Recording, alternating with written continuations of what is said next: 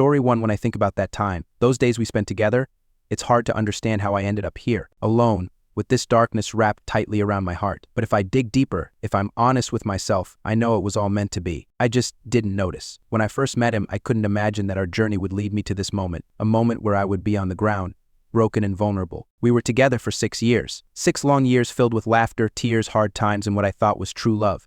For me, it was the first time someone truly made me feel like I needed another person. He was my rock, my reason. He held me up when I was at my lowest. He was there when I doubted myself.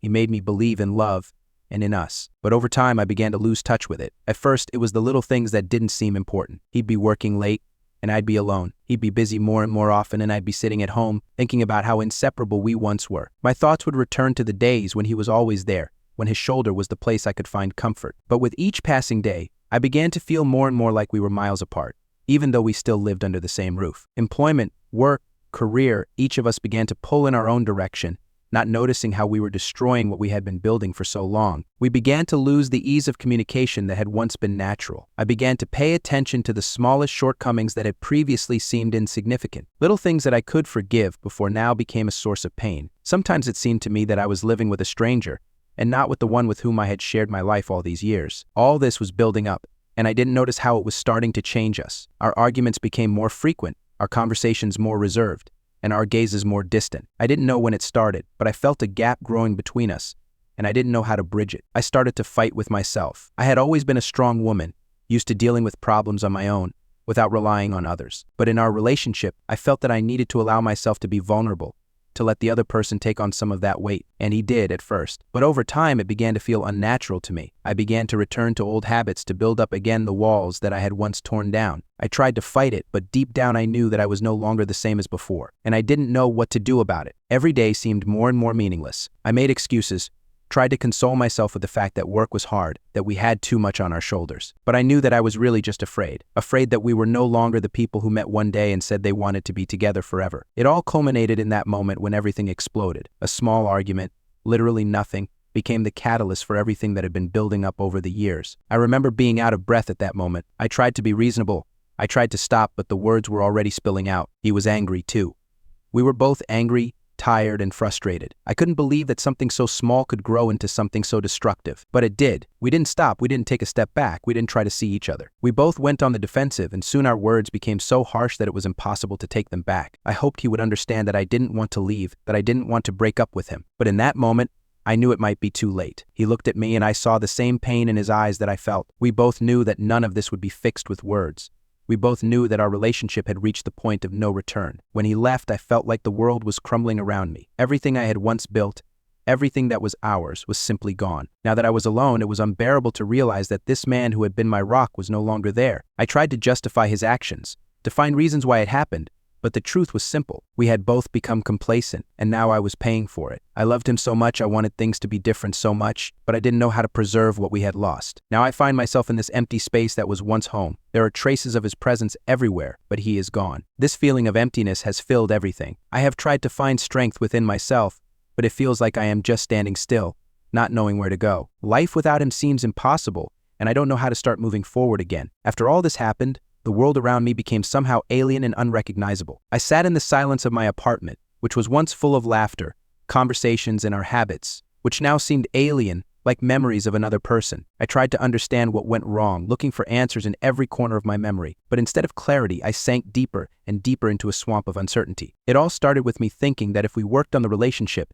if we invested in it, then everything would be fine. We overcame difficulties together, supported each other, and it seemed to me that we could cope with any problems. But over time, I began to notice how we both became more distant. He became more busy with work, and I became more and more immersed in my thoughts, in my inner world. We did not discuss what was happening, did not find time to talk about what was troubling us. We did not talk about how we felt, and this began to destroy us from the inside. I know that this breakup wasn't just the result of one argument. It was a chain of events, each one building on the previous, creating a rift that eventually burst. But why didn't I notice it sooner? Why didn't I see how we were drifting apart, how our feelings were losing strength? I began to think that maybe it was my fault. I was too focused on maintaining control, instead of allowing myself to be vulnerable. That was probably why we started to lose contact. Sometimes I just wanted to go back in time, to the moments when everything seemed simpler. But such thoughts only made the pain worse. I sought solace in memories, and the more I delved into them, the more intense my longing became. Everything I had once felt was so real that it seemed impossible to accept that it was all over. I tried to figure out why it was so hard to let him go. Why couldn't I just move on like nothing had happened? Why did every memory of us cause such deep pain that I could barely breathe? I thought I would be strong, that I could survive the breakup, but I was wrong. I wasn't ready to leave him behind,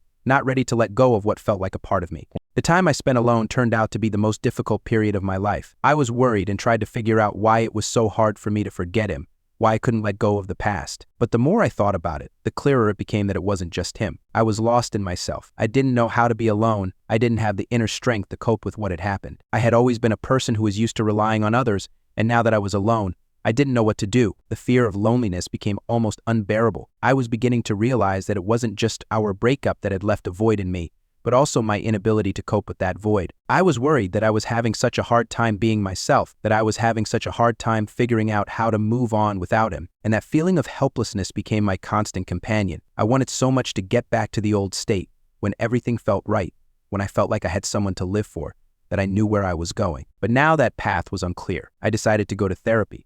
It was hard. I never thought I would need outside help. But at that moment I realized I couldn't get through this without support. I needed to talk about what was bothering me, sort out my feelings, and finally understand what had happened to us. At the first sessions I felt awkward. I didn't know how to open up. I couldn't find the words to explain my feelings. But with each session, I felt better, although not right away. I began to understand that my problems were not only in him, but also in the fact that I myself did not know how to cope with my own fears and vulnerability. Understanding this was the first step. I couldn't change what happened, but I could try to be a better person so that in the future I wouldn't repeat the mistakes that led to our breakup. I started working on myself, sorting out my feelings and experiences that I always tried to hide from everyone, including myself. It was a painful, but also liberating process. I realized that the walls I had built to protect myself weren't really helping me. They were only making me feel more alone. Therapy was a light at the end of the tunnel for me, but I knew there was still a long way to go. When I looked at myself in the mirror, I still saw the person who had once been full of hopes and dreams, but now that person was lost, and I had to find a new way, learn to live without someone who had once been a part of me. I still felt pain, but now I knew I could overcome it. I wouldn't wait for someone to come and heal me. I had to do it myself. A few weeks passed, and I increasingly realized that breaking up with him was not the end. No, it was not just the end of one chapter of my life, but the beginning of a new one, in which I had to learn to be myself without him. But no matter how much I tried to convince myself that this was right, that it would be better for both of us, the pain did not go away. The pain of loss, of not being able to be with him, of not being able to cope with the difficulties that arose in our relationship. I thought about it a lot, going over and over the moments when everything was good, remembering how we laughed, how we spent time together, when it seemed like nothing could separate us. And then I came back to the thought that all those moments were not strong enough to withstand the onslaught of real life, with its problems and difficulties. And I realized that maybe I didn't learn to be honest with myself until it was too late. I spent too much time trying to please him, forgetting about my own desires, experiences, feelings. I gave him everything I could, but did not always accept what he had to offer me in return. Now, sitting alone in silence, I had to face something that was hard to accept. I had always been afraid of being vulnerable, afraid to open up completely, because the fear of rejection was too great. But now that it was over, I realized that it was precisely this fear that had led to our breakup. I had built walls around myself to protect myself, but they had become a prison with no escape. I couldn't allow myself to be weak. I couldn't allow myself to feel pain. But at the same time, without pain, I had lost the ability to truly love, to truly be a part of something. Therapy continued to be my only option. There, I began to learn to see that fear was what stood between me and the possibility of a truly deep and healthy relationship. Fear of pain, fear of abandonment, fear of not being able to cope with the consequences. But now, looking back on the weeks that followed, I realized that fear was really just an illusion created by my own thoughts. Fear kept me from opening up and being vulnerable. I couldn't accept love because I was afraid it would go away like everything else in my life. The questions I asked myself became more profound. Why was I so afraid of love? Why was I afraid of getting attached to someone when all I ever wanted was to be with someone who could understand me? Maybe I just didn't believe I deserved it. The fear that I wasn't good enough became one of the most powerful in my life. It held me back, made me doubt myself that I could be happy, that I could have a healthy relationship. But over time, through therapy, I began to see things differently. I learned to let go of the fear that kept me in chains. I began to work on myself so that I would not repeat my past mistakes. I realized that to be in a relationship, I had to be honest with myself and with my partner. I had to learn to accept my weaknesses, not be afraid of vulnerability. It was not an easy process, and I knew there was still a long way to go, but in that moment, I felt a change had begun. Every day that I worked on myself, I became a little stronger. The pain of the breakup was still there, but I began to see it as part of the healing process. It wasn't my enemy. It was something I needed to experience to become a better person, to find the strength to move forward. Deep down, I knew there was nothing I could do about the breakup. We had both made our choices, and I had to accept them. But that didn't mean I couldn't move on. I realized that maybe not everyone was meant to be with us for the rest of our lives. But that didn't mean I couldn't find happiness elsewhere. The key was to find happiness within myself. I remembered how he and I dreamed about the future, how we made plans for our life together. But now I realized that real plans had to be based not only on our expectations of each other, but also on what I wanted in my life. I realized that in order to be with someone, you first need to be with yourself, and to do that, you need to overcome your fears. Over time, I realized that life doesn't end with one breakup. I realized that maybe this pain was necessary so that I could free myself from what was holding me back. I began to see that I could build my life without the fear of someone leaving me. I could love and be loved without being limited by fear. And in this release, I began to find strength. As time went on, I began to feel something changing inside me. It was a long and tiring process, but each day I felt myself gradually letting go of the weight that had been weighing on my heart for months. Sometimes it seemed like I was back where I started, but more often I felt my life taking on new shades, as if I was beginning to see the world around me anew. Sometimes the change seemed almost imperceptible, but it was there. I was no longer trying to numb the pain or bring back the past. I started learning to let go. At some point, I realized that there was no need to look for the one right way or solve all the problems at once. I had to learn to be honest not only with others, but with myself. That was the hardest part, realizing that I had been trying to be someone other than myself all along. I was trying to be perfect for him, for others, but not for myself. My habits have changed. Before, I only took care of myself when I felt the situation required it. I often put off things that brought me pleasure and instead spent hours trying to find answers to questions that did not make sense. I ran away from myself, from my true desires. Now I began to understand that I need to learn to take care of myself and not just others. I began to walk in the park, listen to music that I had missed for a long time, and brought back the joy of simple moments that once seemed ordinary to me. One of the first steps in this process was recognizing that I didn't have to be strong all the time. I didn't have to show that I was in control, that everything was fine. I could allow myself to be weak, to allow myself to cry if I wanted to. This vulnerability, oddly enough, became one of the most liberating moments in my life. I learned not to be afraid to show my emotions, not to hide them behind a mask of indifference. Gradually, I began to notice changes not only within myself, but also in my surroundings. I began to connect with people who could support me, who understood what I was going through. With each new acquaintance, I felt myself breaking free from the old chains that held me down. I allowed myself to open up without fear of being judged or rejected. It was scary, but each step forward strengthened me. Meanwhile, I returned to old hobbies that once brought me joy. I started painting again, a forgotten activity that was something special for me. My paintings were not perfect, but they reflected my inner state, what I felt at that moment. I did not try to hide my emotions, did not try to give them some form so that they seemed beautiful. I painted the way I felt. It was liberating. Each brushstroke became a part of me, a part of what I was experiencing. Meanwhile, I began to think about the future, and although thoughts about it used to scare me, now I tried to look at it with an open heart. I was no longer afraid of making mistakes. I realized that mistakes are not the end, but on the contrary, part of the journey. I do not have to be perfect. I have to be myself. This understanding became an important revelation for me, which freed me from anxiety and fear of the unknown. Sometimes I still dreamed about the nights I'd been with him, but those dreams weren't painful anymore. They were just memories, just like the moments I'd shared with him. I'd learned to accept those memories as part of my experience, not as something to be forgotten. I couldn't erase them from my life, and I probably wouldn't want to. They helped me grow, but they didn't define my existence anymore. I didn't know what I was going to do next. I didn't have all the answers to the questions I was asking myself, but I felt like maybe it didn't matter. Maybe it wasn't worth looking for answers to everything. Maybe it was important to just live, to take each moment, and to move forward. And I realized that I could move. I didn't have to stay in the past. I didn't have to be a hostage to what had been. As time went on, I increasingly realized that there was no need to look for meaning in every little thing. The meaning was the movement itself, the process of becoming, every step I took towards myself. Life was not a series of right decisions, but a collection of mistakes, discoveries, and changes. And now I was ready to accept all of this. The world hasn't stopped being complicated, and I haven't stopped doubting myself. But I've learned to look at my doubts not as obstacles, but as an opportunity to get to know myself better, more deeply. It's been a long road, but I'm starting to feel like I'm on the right path, not on the path to an ideal future, but on the path to myself, to understanding who I am and who I want to be. And perhaps that was the main thing. It's not that change always happens quickly. Sometimes when you try to change, the whole process seems so long and painful that you lose confidence that you can ever become a different person. That's exactly how it was. I started to feel like with every step forward, I was going back to the old way, and every time it was a struggle. Sometimes I felt like I was still the same, and this whole change was just an illusion. But at some point, I realized that this was okay. I didn't have to become someone completely different right away. I had to allow myself to be myself, even if it meant making mistakes and getting lost. Sometimes I felt like I needed to do more. I needed to move forward faster. I needed to focus more on what I was doing. But then I realized that maybe it wasn't that important. I didn't have to rush.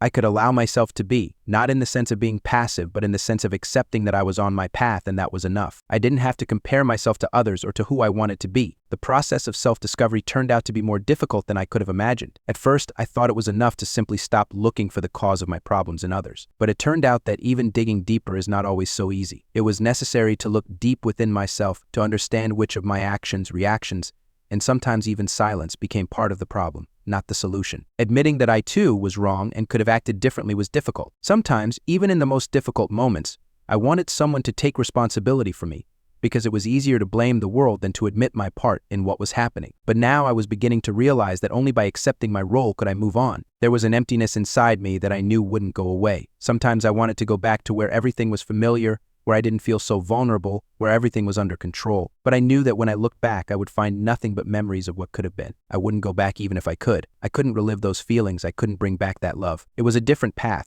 a different stage. I thought about what happened a lot and often. It was a process of breaking up that was not finished, and in fact, could not be finished. But over time, I began to see it not as an end, but as a beginning, the beginning of a new stage. Perhaps this was the hardest part of this journey, to understand that an end is not always a loss.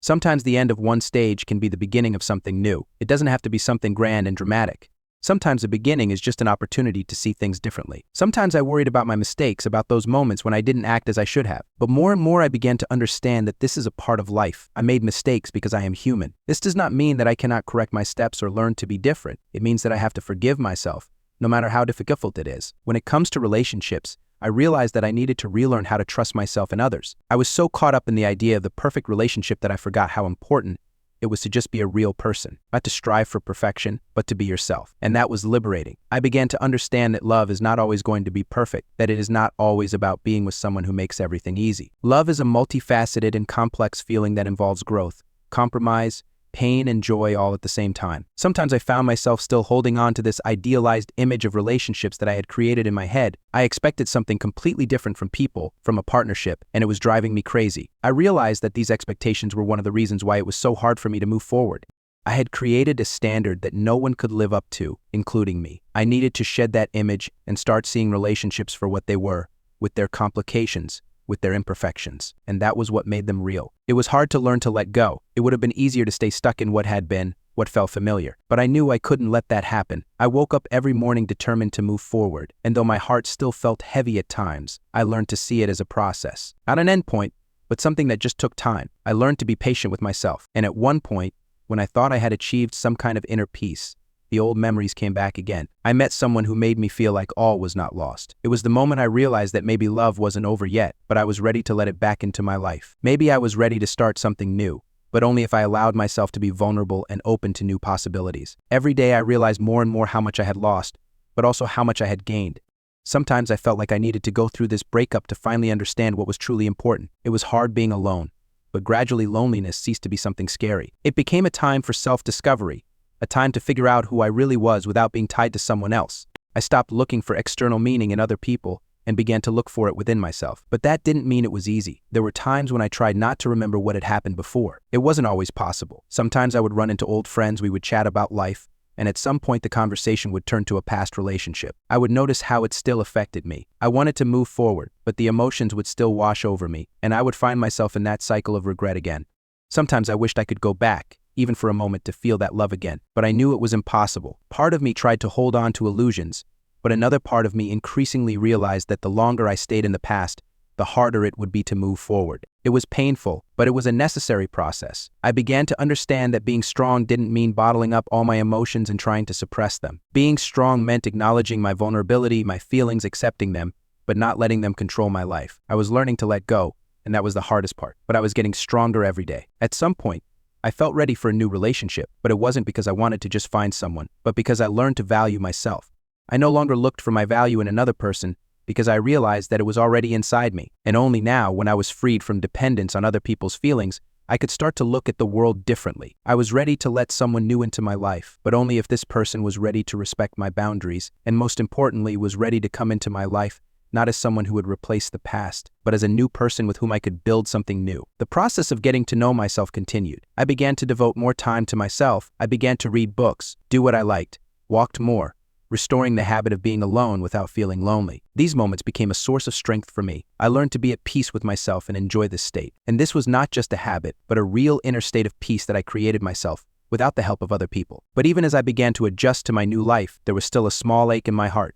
Sometimes at night, in the quiet, I would feel it. It was the pain of loss, the bitterness of a loss that I couldn't just erase. But over time, I realized that this pain didn't destroy me. It had become a part of me, a part of who I was. I realized that it was normal to feel bitterness when you lose someone important to you. But that didn't have to be the reason for everything to stop. The pain would pass. It wasn't constant. All I could do was live with it, but not let it rule my life. One of the most difficult moments in this process was related to my own expectations. I was used to thinking that relationships should be a certain way, that love should be unconditional and perfect. But the reality, as often happens, was completely different. I began to understand that real relationships are not built on ideal ideas, but on difficult moments where it is important to work on yourself and take into account the feelings of the other. This idea did not come to me right away, and in the first months after the breakup, it seemed to me that I would never be able to be truly happy again. But now I understood that in order to be happy, you do not need to expect everything to be perfect. I learned to respect my feelings, to give myself permission to be imperfect. It was all part of a larger process of growing up and accepting myself. I became much more tolerant of myself and others. It was hard at times, especially when old habits would creep back in and I would want to retreat back into my shell. But I always reminded myself that real strength comes from allowing yourself to be vulnerable. I was increasingly thinking about what I would do next, not about what had happened before, but about what was waiting for me ahead. There were moments when I wanted to return to the old stability, but I also understood that stability is not necessarily something good. Sometimes it becomes a trap that keeps you from growing. I no longer wanted to go back to my old life. I wanted to move forward, despite my fears, despite my doubts. It was a process that wouldn't be completed overnight. I was learning to be patient, both with others and with myself. And I knew that this work would never be finished, that there would always be moments when I would be lost and doubtful. But now I was ready to meet those moments with an open heart and a mind that accepted that life is not only joy, but also pain. And it was all part of a journey that only I could take on myself. The recovery process was slow, and despite my best efforts, sometimes I felt like I was stuck in my own world. But gradually I began to understand that every step, every moment of self-discovery was important. This was work that I had to do not for someone else, but for myself. I was used to living by strict standards, always striving for perfection, but now I had to learn to let go of these expectations. Over the course of several months, I experienced a variety of emotions. There were moments when I felt completely confident in myself, and it seemed like the whole world was in front of me. But there were also moments when the pain of loss washed over me again. It was like a constant companion that did not want to leave me. I still often returned to the past, thought about what could have been done differently, and sometimes, unexpectedly for myself, I caught myself starting to create illusions about how everything could have been. But each time these thoughts became less frequent, and the pain became less noticeable, I learned to let go.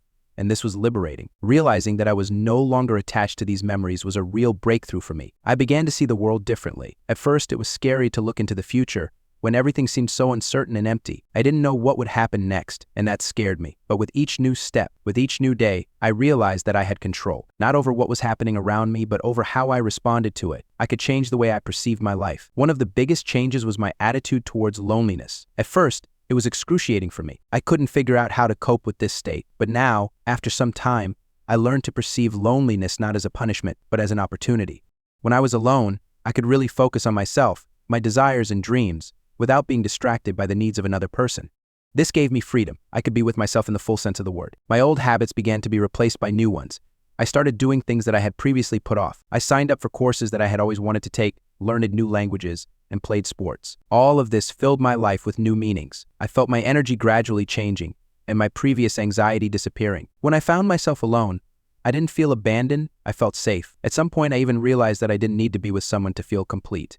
I could give myself support and love. Of course, there were moments when I wanted to share my life with someone, when I remembered how nice it was to spend time with the person who was once there. But these moments became less and less frequent, and I didn't blame myself for it. I knew that this was a normal desire. Every person experiences loss, and it is important to understand that grief is not a weakness, but a natural part of life, and I allowed myself to go through it. I also realized that a relationship is not something to be sought just to fill a void. It should not be a quest for salvation. I realized that a real partner is not someone who fills a missing part of you, but someone with whom you can grow together, who respects your boundaries and supports you in your aspirations. This realization was a big moment for me. I felt ready to open myself up to a new relationship, but now I wasn't looking for an idealized image of love, but a real connection with someone I could build a future with whom I could be myself. I didn't want this new person to be a replacement for the old relationship. I wanted this to be a new story, a new chapter, based on mutual respect and understanding. I didn't know what the future would bring, but now I was ready to face it without fear. I understood that every step forward was my personal victory,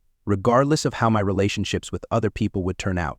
I learned to be content with what I had, and this was my inner wealth. Now, looking back, I realized that everything I had experienced, all the mistakes and losses, had become a part of me. These experiences, although painful, made me stronger. They opened up new opportunities for growth and development in me. I was no longer afraid of the future, because now I knew I can cope with anything. Story 2, with each passing day, things were getting more difficult with him. We started arguing. At first, they were minor misunderstandings, but with each passing month, the situation worsened. I began to realize that what seemed like a temporary difficulty was actually part of a much deeper and more destructive process. More and more red flags that I had previously ignored began to surface. When we first started dating, I didn't pay attention to his past. He was charismatic, smart. There was some deep, dark secret in his eyes that attracted me like magnets to metal objects. He said that everything connected with his past was long behind him. I wanted to believe him, because he was so sincere when he talked about it. But gradually, things began to emerge that I hadn't even thought about before. He said that he had been in a bad relationship before me, but he didn't specify how bad it was. I didn't delve into the questions. I trusted him. But everything changed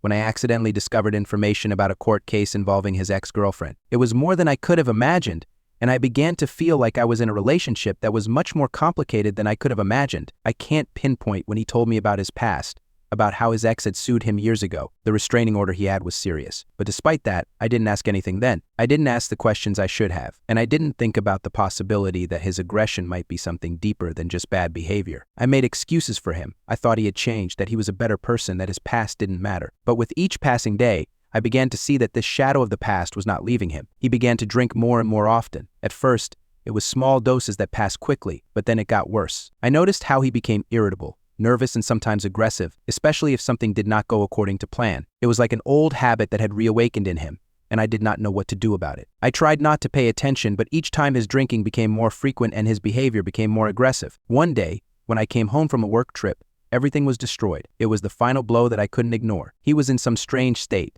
and I couldn't understand what was happening. I noticed that my things were broken. The stained glass windows my grandmother made for me were shattered. The vase my mother gave me was shattered. My favorite plant that I took such good care of was thrown in the trash, even though I could have saved it. I couldn't believe my eyes when I walked into my guest bedroom and saw that my bed frame was broken. Everything I considered important was destroyed. And the worst part, I knew this wasn't the first time he destroyed things. I felt so lost and helpless that I didn't know what to do. My head was spinning with thoughts about how I could justify his behavior, how I could find the strength to believe again that it wasn't him, but alcohol or stress. I remembered that he had post-traumatic stress disorder, that he was having a hard time, and this was an important justification for his actions for me. But at that moment, I realized that these justifications no longer worked. I could no longer close my eyes to reality. I could no longer be in this relationship in which not only my property was being destroyed, but also a part of me. We had been together for almost 3 years filled with both happy moments and arguments that became more and more intense. I began to feel more and more like I was losing myself. I tried to be patient. I tried to support him. I believed in his promises. He promised that he could change. He promised that the alcoholism and his aggression would go away. He started therapy, and I thought this would be our chance for a new start. But what if all this was just words? What if I stayed not because I believed in his change, but because I was afraid of being alone, afraid that he would destroy me until I decided to leave? In those moments, I couldn't shake the feeling that I couldn't trust my feelings. I loved him, and deep down I wanted to believe that he could become a better person. But more and more often I wondered, can a person really change if he's not willing to face the truth? And can he change himself if every new promise only increases my pain? I didn't know what to do with these questions, and each day became harder and harder, because I felt like I was standing on the edge, unable to choose which way to go. I continued to love him despite everything, but love and fear are not the best combination. I tried to find answers. I tried to find the strength to decide what to do next. Should I stay and wait it out, hoping that everything will work out, or should I leave so as not to fall apart completely? When I returned home, everything was destroyed. The stained glass windows my grandmother had made, the vase my mother had given me, my favorite plant, all of these things were gone. I looked at them, and the feeling of bitterness grew stronger with each passing moment. But perhaps the most painful thing was that this was nothing new. It was not the first time we had argued.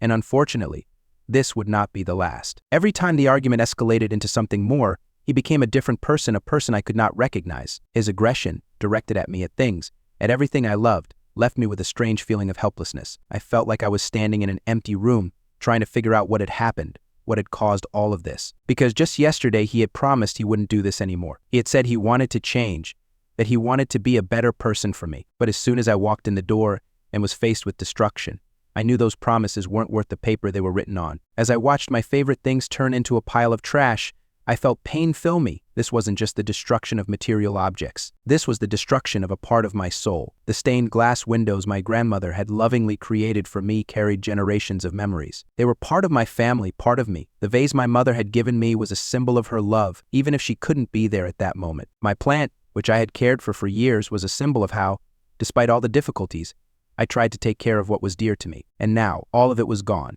as if it had never existed. I felt like parts of me had been destroyed.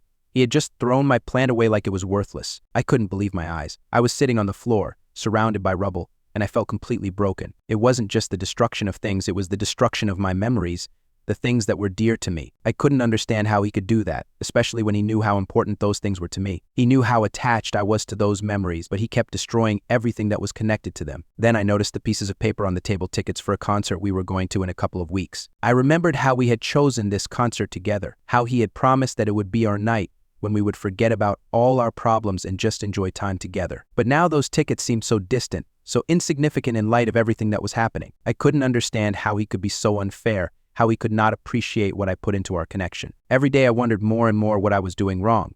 Why did I stay in this relationship, despite the fact that he hurt me every time? Why did I continue to believe in his promises if they always ended in disappointment? He said that he was having a hard time, that he was suffering, that his anger was a consequence of his PTSD. I tried to understand him, tried to be patient, to believe that he could change. I wanted to help him, but at some point I realized that in addition to all his problems, I was suffering too. I could no longer close my eyes to my own pain. I could not continue to pretend that everything would be fine, that this was just a temporary problem that would go away if we worked on the relationship. I sat in that room, surrounded by rubble, and thought about how much I loved him. But was that love enough to forgive him for every new destruction? I thought about how many times I had forgiven him for his past mistakes, how many times I had turned a blind eye to his aggressive behavior, his rudeness, his drinking and rages.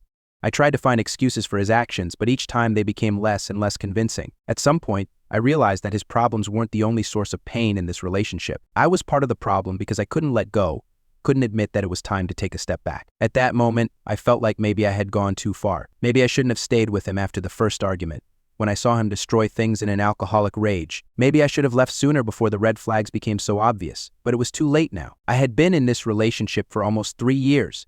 We had planned for the future, we had built our dreams, but it all seemed so fragile in light of what was happening. I sat on the floor, surrounded by broken glass, trying to collect my thoughts. I knew I couldn't go on like this, but what could I do? Where was my strength to get up and leave? I wanted to believe that he would change. I wanted to believe that he could overcome his problems and become the man I once loved. But in that moment, I felt like I could no longer be blind to the destruction he was bringing into my life. It was hard to accept that everything I had hoped for, everything I had tried to build, was an illusion. I sat in the remains of my life and knew that my love for him was no excuse for destroying everything I held dear. But at the same time, I didn't know how to let him go, how to end it, because I was too afraid of losing everything I had ever considered home. I can't say that this day was the last. I couldn't immediately decide what to do. My feelings were overwhelming me, like a storm that was rapidly engulfing everything around me, but I couldn't take a step in one direction or another. It was like being stuck in a labyrinth, where every door I opened led to more pain and doubt. When I saw the destroyed things, something inside me just broke. First of all, I felt a deafening disappointment. He always promised that such things would not happen again. He said that all this was in the past, that his aggression was a consequence of trauma, that he was trying, that he was changing himself. But I knew that was not quite true. He said one thing and did something completely different. It was not just aggression. It was also disregard. Disregard for what I felt, what I experienced, what was important to me. He destroyed not only my things, but also my confidence in him, my belief that he could change. In his eyes, I no longer saw the man I had once been happy with. His apologies became empty words that didn't matter, because every time he promised that things would change, something similar would happen the next day. But despite this, I still loved him. I couldn't get rid of this love, and that was perhaps the most painful part of all this.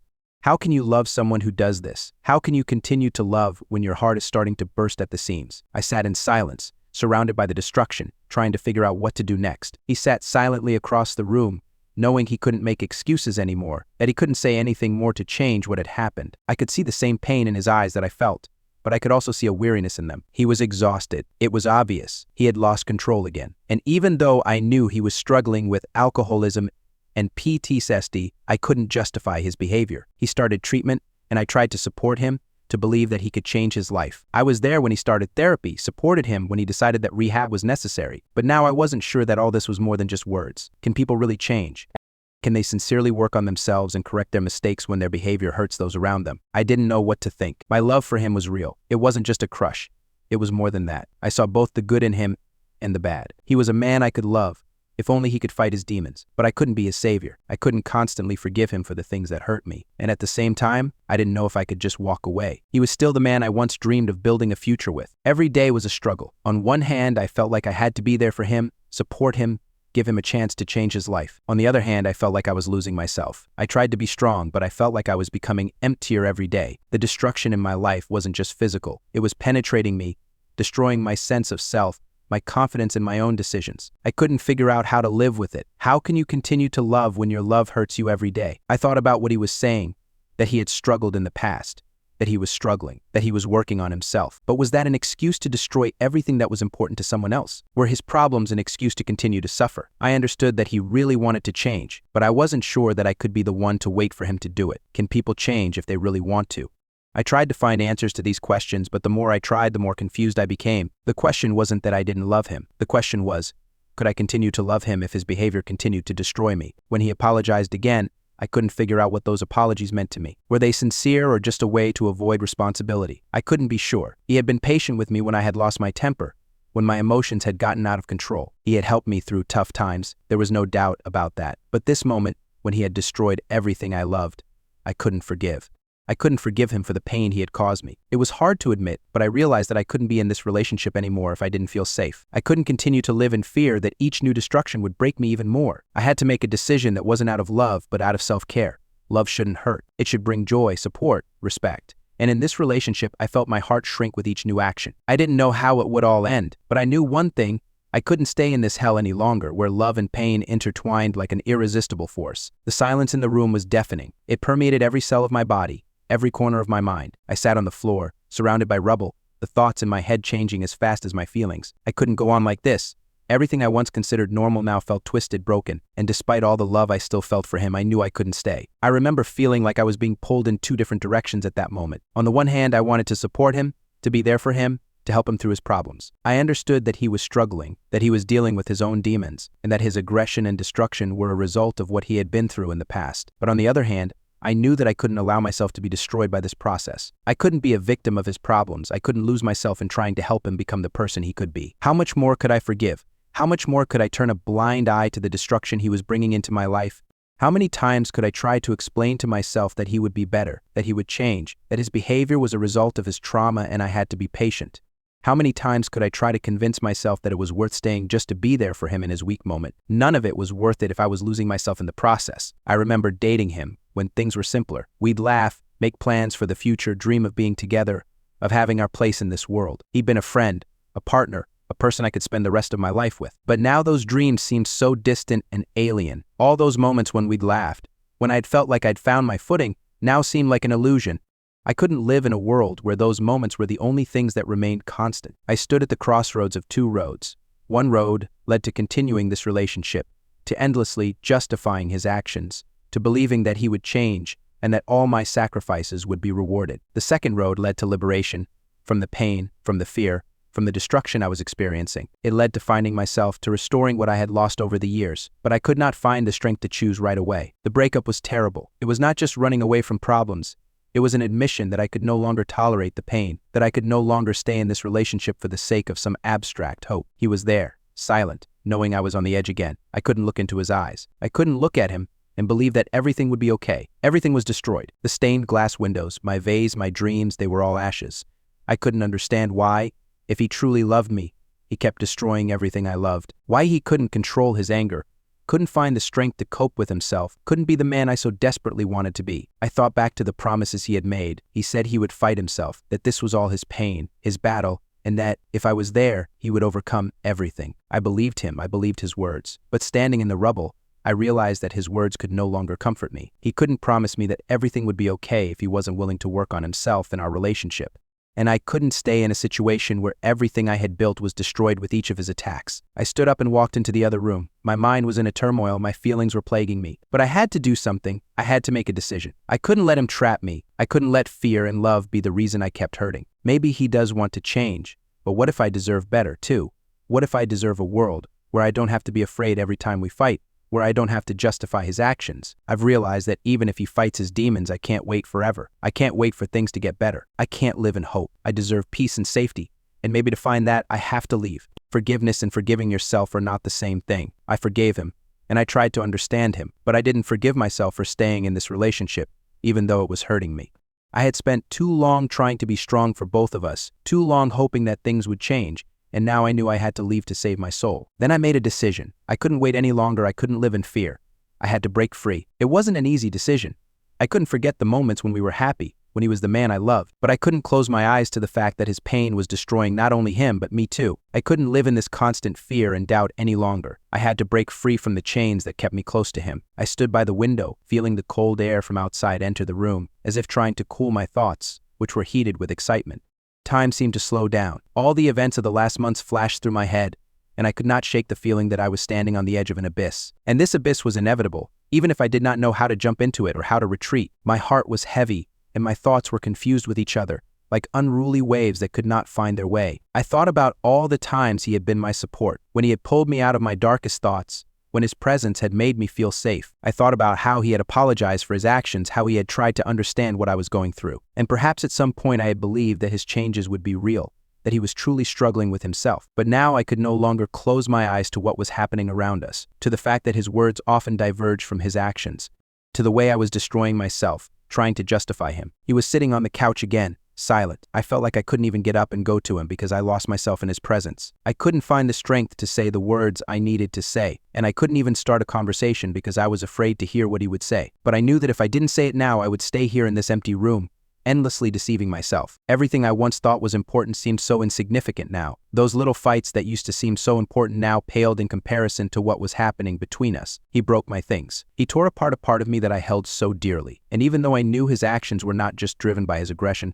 but also by his own deep trauma, I couldn't take it anymore. His anger and inaction hurt me more and more each time. Each destruction, physical and emotional, was a reminder that I was losing myself by being around him. I started telling myself that I deserved better. I deserved to be in a relationship where I didn't have to justify someone's actions, where I wouldn't be torn apart by their broken promises and empty apologies. I deserved to be safe. I didn't have to live in a constant state of expectation that the next destruction would be something even more painful than the last. As soon as I said those words in my head, I knew I couldn't go on. I couldn't wait for him to change. I couldn't hope for everything to be okay.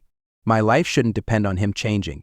My life shouldn't be a victim of his anger, his alcoholism, and his unprocessed issues. I couldn't be his savior anymore, because it was starting to destroy me. I had lost myself in trying to save him, and I couldn't allow myself to continue in that painful cycle. I didn't know what to do. In that moment, it felt like everything I'd ever felt for him was a lie. But the truth was, I couldn't ignore what I was feeling anymore. I couldn't push away this horrible, crushing fear. What I was experiencing wasn't just emotional instability. I was in a relationship that was destroying me, and if I didn't take a step back, I was going to lose myself. I took the first step. I went to my room, gathered a few things, and sat down at the table. A letter. I couldn't say the words I needed to say. I couldn't say the words of quitting because that meant I wasn't ready to continue fighting him, that I no longer believed he would change. But in this letter, I could lay out everything I was thinking and feeling. I could honestly convey my thoughts without fear of his reaction, without fear of his anger escalating again. I sat down, thought for a long time, and started writing. I can't go on anymore. I can't live in a world where pain and destruction are the only things we can share. Or you say you want to change. You say you're working on yourself. But it hurts me that every time you say something will change, the next morning I see the same thing. I love you, but I can't be a part of this broken reality anymore. I want you to be happy and I want you to change. But I can't keep waiting. I can't lose myself anymore. I deserve peace. I deserve safety. And I think you deserve that too. But unfortunately, our paths are diverging. When I put the pen down on the table, I felt like a huge stone had fallen from my soul. I had taken a step that should have been taken a long time ago.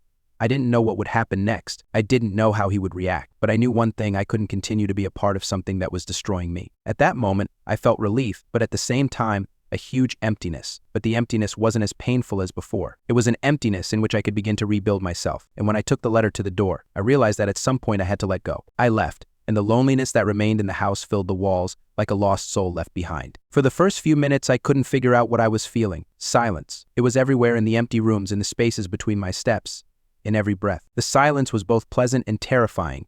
It seemed such a contrast to everything I had experienced in the last few months. Was it relief, or just an emptiness waiting to fill every corner of my world? When I returned home, everything looked the same photos on the walls, the same books on the shelves, even the smell of fresh paint from the kitchen that I knew so well. Everything was in place, but I knew that this familiar environment would no longer be the same. My life was changing, and everything around me reminded me of it. I took off my shoes and walked into the living room where he was no longer present. Everything should have been calm, but at the same time, I couldn't shake the feeling that I had lost something important. Being with him, despite all the pain, was a habit, part of what I considered my way of life. He was part of my world. But now I stood in an empty apartment and wondered, how do I live now? What do I do with myself? What are my goals now? And most importantly, how can I relearn to love myself if I lost that feeling for so long? With every step I took around the apartment, I felt the pressure on me disappear, but the relief was so strange. I felt like a liberated bird, but also like a helpless bird that was just beginning to realize that it now had to survive in the big world without what it was used to relying on. Despite the feeling of liberation, I couldn't completely shake off the weight that hung in my chest. I couldn't stop thinking about how he would feel when he read the letter. I couldn't imagine his reaction. Was I afraid that he would decide to look for me? Was I afraid that he wouldn't agree with my decision? He had always been persistent, persuasive. He made me believe that things could change, that we still had a chance. But I could no longer believe in these promises that were not backed up by his actions. I sat in silence, unsure of where to go next. But with each passing hour, I felt better. My mind began to come to its senses. I no longer felt afraid of what he would say or do. I realized that now I had to free myself from everything that had kept me in this world of pain. I had to rebuild myself, learn to be myself again. The days dragged on, and although he didn't try to contact me in the first days, I couldn't help but worry. After all, he was an important part of my life, and I couldn't get rid of the feeling of guilt. But gradually this guilt began to subside, and calmness came in its place. I was no longer dependent on his moods, on his behavior. I was finally ready to return to myself. The months I spent with him were the time that made me grow. It was a journey of pain and love, doubts and revelations. But now, looking at myself in the mirror, I realized that I was not the same person I used to be. I had been through trials, experienced moments that seemed unbearable, and I was no longer the same. I learned to be strong, I learned to put myself first, I learned to let go. These days when I was alone, I often sat at the table with a cup of tea and thought, what now? How will I build my life? I thought about how important it was at some point to get rid of fear, to stop living with the thought that I should solve other people's problems. I thought about how, finally, I began to think about my happiness, about my needs. How I began to look for the strength in myself again, which seemed lost. Time passed. I started changing my habits, working on myself. There was no more room for doubts and self-pity. I realized that I was in the process of recovery, and it was not just leaving the relationship, it was restoring my inner world. It was hard, sometimes very hard, but in the darkest moments, I always remembered that I was not alone.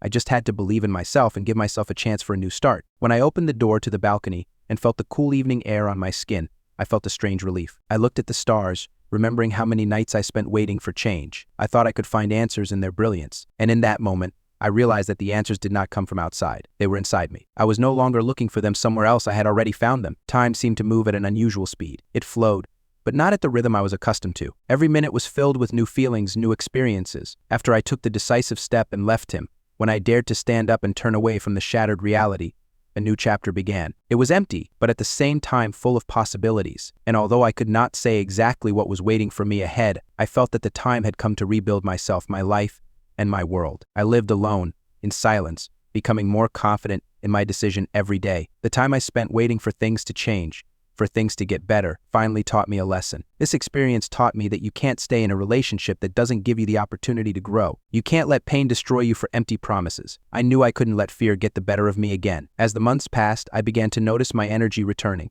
Every day, every step, I became more confident, learning not to depend on other people's actions. I met with friends, walked around my favorite places, read books that I had previously put off. I started going to the gym, which I had wanted to visit for a long time, but could not bring myself to do. In the evenings, I sat in cozy cafes, simply enjoying a cup of coffee in peace. Everything seemed simple and clear, but there was so much beauty in this new path that I could not help but admire every moment. I learned to value my freedom, the realization that I can be myself, that I don't have to justify my decisions or actions to anyone, brought me a feeling of incredible relief. I realized that, in order to build my life, I need to start with myself. And only when I began to value myself and my inner strength, a world opened up to me that I had ignored for so long. Of course, there were moments when doubts came back into my thoughts. I still thought about him, about what could have been, if he had changed, if he had overcome his inner demons and become the person I wanted him to be. But I could no longer go back to a life that did not bring me happiness. I could no longer allow him to become the center of my world, the center of my experiences. I learned to let go because I realized that holding on to someone who is not ready to change only means continuing to destroy yourself. I remembered how he promised me that everything would be fine, how many times I believed his words,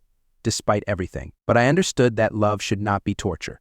Love should be support, a safe place, not a place of fear and pain. And although I still loved him in some part of me, I knew that this stage was over. My heart was not ready to experience all this again. I could no longer believe that he was capable of changing, because real change begins only when a person wants it himself and is ready to work on himself. I wasn't ready to forget everything that had happened, but I was ready to move forward. I knew it wouldn't be easy, but I wasn't afraid anymore. It was the first day of my new journey, and although I was scared, I felt a strength within me that was guiding me. I looked in the mirror and saw myself there, not the girl who had recently been afraid to take the first step, but the one who was now ready to go in her own direction. And despite everything, I was grateful for this experience. It taught me a lot: resilience, willpower, and the importance of my own opinion. I realized that my life belongs only to me, and only I can determine what is important in it and what is not.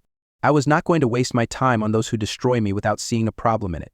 I wanted to be happy. I wanted to live without fear, without pain. Every morning I woke up with the feeling that a new day was ahead of me, one that I could fill with what was important to me. And looking at my life, I began to understand that every drop of pain, every moment of doubt, was an important step towards becoming the person I was meant to be. It was a journey of self-discovery and healing, and I was ready to follow it to the end. All I needed was to trust myself, move forward, and not look back, because my world was ahead, my chance for happiness, and I was ready to find it. Story 3. Lately, I've been thinking a lot about how things have changed.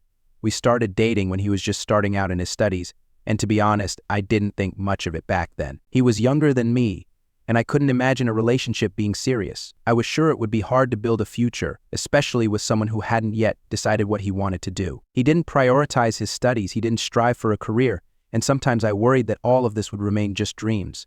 However, everything changed when he met me. It may sound strange, but I always felt like we had a special connection. We started dating almost by chance, but the way he looked at me, the way he talked, made it feel like we were something more for each other. He started noticing things I usually hid. He was easy to follow, and I felt like I could open up completely.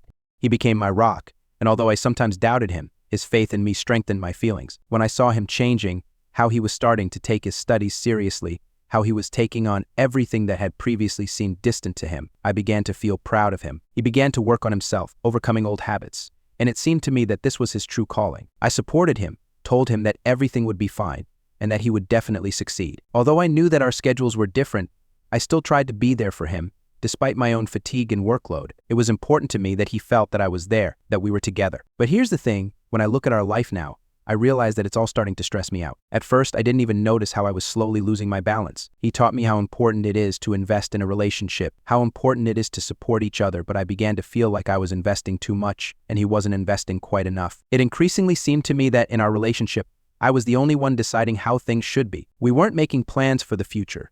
I was deciding how and when we would spend our time. He was absorbed in his studies, and I felt like our lives had become too asymmetrical. I tried to compromise, to stay in touch when we could, but I soon noticed how difficult it was to maintain that dynamic. I was waking up at 5 a.m. every day to work, and on weekends, he usually didn't wake up until noon, and then I felt like our schedules were clashing. I didn't blame him for it, because I understood how hard it was to study and work at the same time, but that didn't change the fact that I was starting to feel alone in our relationship. To be honest, I tried to get used to it. I tried to convince myself that it was temporary, that we would be together when he graduated, but that thought didn't comfort me. There was something so confused about him that I couldn't figure out what he really wanted. He couldn't understand that all I wanted was a little more time for us. I began to miss what had once connected us. I was still proud of his achievements and how he was handling his studies, but inside I was starting to feel lost. The problems started to pile up. I felt like I couldn't express all my thoughts. When I said that I wanted to spend more time together, he seemed to take it as an accusation. Sometimes I thought he didn't even understand how hard it was for me to be around him, when his attention was completely consumed by something else. Every time we discussed our relationship, I felt like the conversation didn't bring any solutions. I began to worry that our feelings for each other would simply fade away unless something drastic was done. But when he once again said that he needed time to study, I realized that I couldn't put up with this any longer. I was constantly thinking about the future. Would he come back to me when he graduated? Or would our union simply dissolve in his obligations? I was afraid that because we were becoming more and more different, we would not be able to find a common language, and each of us would go our separate ways. Against this background, I began to think about myself and how I now perceive my life. Before, I thought that my schedule was full, that I was always busy, but now it became clear that I simply did not know how to be with a person who now finds meaning in something else, in which I am no longer involved. Scientific work, his achievements, all this took up our time. I did not know whether to continue waiting or to just let everything go in order to be calmer. I wanted to take a break. I thought that if we both needed time to focus on ourselves, on our achievements and goals, then maybe it would even be good for us. But when I thought about it, I became scared. Scared that we wouldn't be able to get back together, that everything would fall apart, that everything would stay like this. Scared that our relationship wouldn't withstand this tension. I didn't know what to do. As time went on, I couldn't shake the feeling that something was changing inside me. It felt like our relationship had become something alien. It all started when I felt like we were drifting further and further apart. Every morning would start with me getting up, getting ready for a long day at work, and he would still be sleeping. His days were dedicated to studying. He would often say that it was necessary to finish his studies, that it was his chance for the future, and of course I supported him. I always told him that it was okay, that I would wait, that in the end we would be together when it was all over. But here's the problem. When it's all over was becoming more and more vague. I began to realize that I was living on expectations, that I was constantly holding on to the hope that everything would get better, that we would all return to normal life. But with each passing day, it was becoming harder and harder for me to pretend that everything was fine. I couldn't explain why this was happening, but I began to feel like I was in some other reality. We stopped talking about what was important, what we both needed. He was absorbed in his studies, I was absorbed in my work, and our conversations became superficial. We began to discuss only what was happening at work or in school, but not a word about what we felt, what we needed from each other. At some point, I realized that not only were we not talking about it, but we were simply avoiding these conversations. I began to worry that our lives had become too different. His day began at lunchtime, and mine began early in the morning. I was used to getting up at dawn, making breakfast, doing chores, and he woke up only when I was already at work. I kept telling myself that everything would be fine, that we would somehow find time for ourselves, but it was becoming increasingly difficult. I would come home late at night, tired, and I couldn't understand why he always had so much time for himself, while I was always at work or busy with something. Of course, he said it was important for his studies,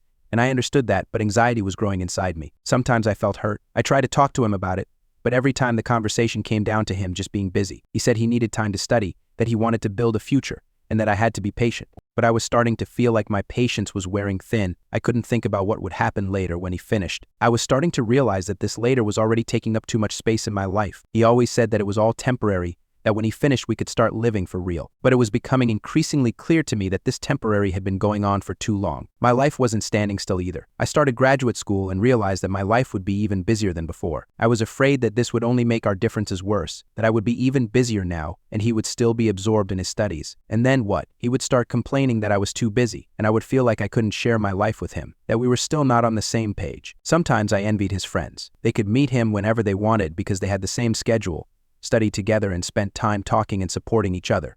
I felt like I couldn't be a part of his life in the same way. I started to think that my own friends were also fading into the background. I spent all my time either at work or studying. I rarely saw the people I used to spend time with. It was weird, because I thought that a relationship with him could be something that would make me happy. But with each passing day, it seemed more and more like my feelings for him were fading. I couldn't understand what was happening to us. Why did I feel lonely more and more often, despite the fact that we were together? Why did our conversations become empty? Why did I miss simple joys, walks around the city, dinners together, laughter that once came so naturally with him? I couldn't find answers to these questions anymore.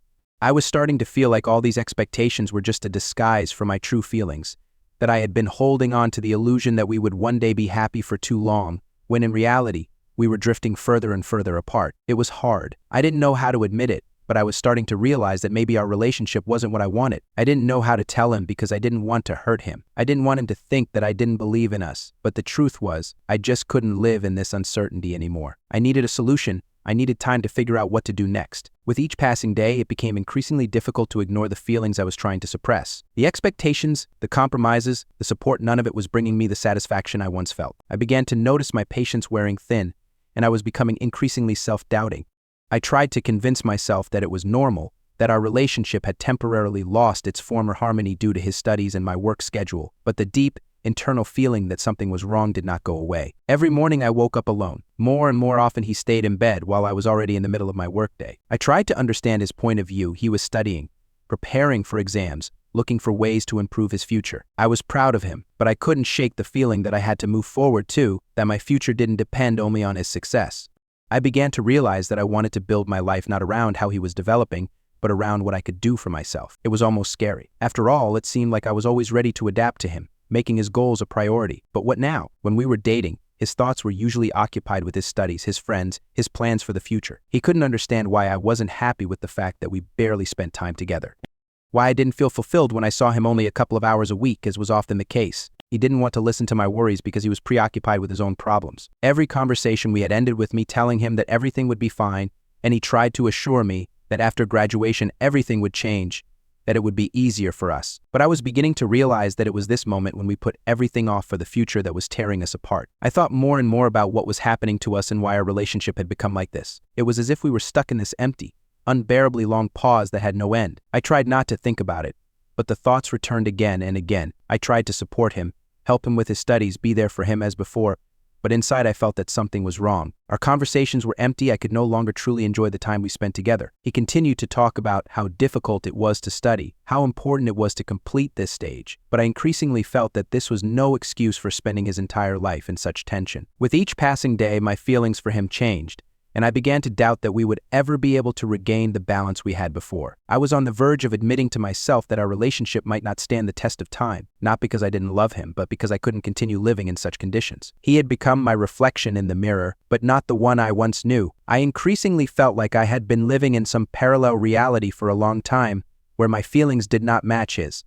This feeling of emptiness inside me did not go away, despite his attempts to convince me that everything would change after school. But what if we can't go back to the way things were? What if at some point our paths just parted and we found ourselves in different worlds without even noticing it? These questions haunted me. I couldn't ignore them. Eventually, I started to wonder what would happen to us if this continued. I noticed that I preferred to be alone more and more often. I wanted to be in silence, to sort myself out, to feel that I was not dependent on his mood or decision. I needed time to understand who I was now and what my place was in this situation. And suddenly I realized that maybe it was time to think about myself, about my own goals, and not always be ready to adjust to his life. It became clear to me that I couldn't continue to wait, hoping that he would change something. I began to realize that this waiting was becoming paralyzing. I couldn't be the woman who sacrificed herself for someone else's goals without getting what I needed in return. And what if he couldn't understand how hard it was for me? What if he couldn't see that I needed support, our time together, the opportunity to simply be there? I couldn't stay in this limbo any longer, but I was afraid that any decision could be the end for us. I tried to push these thoughts out of my head,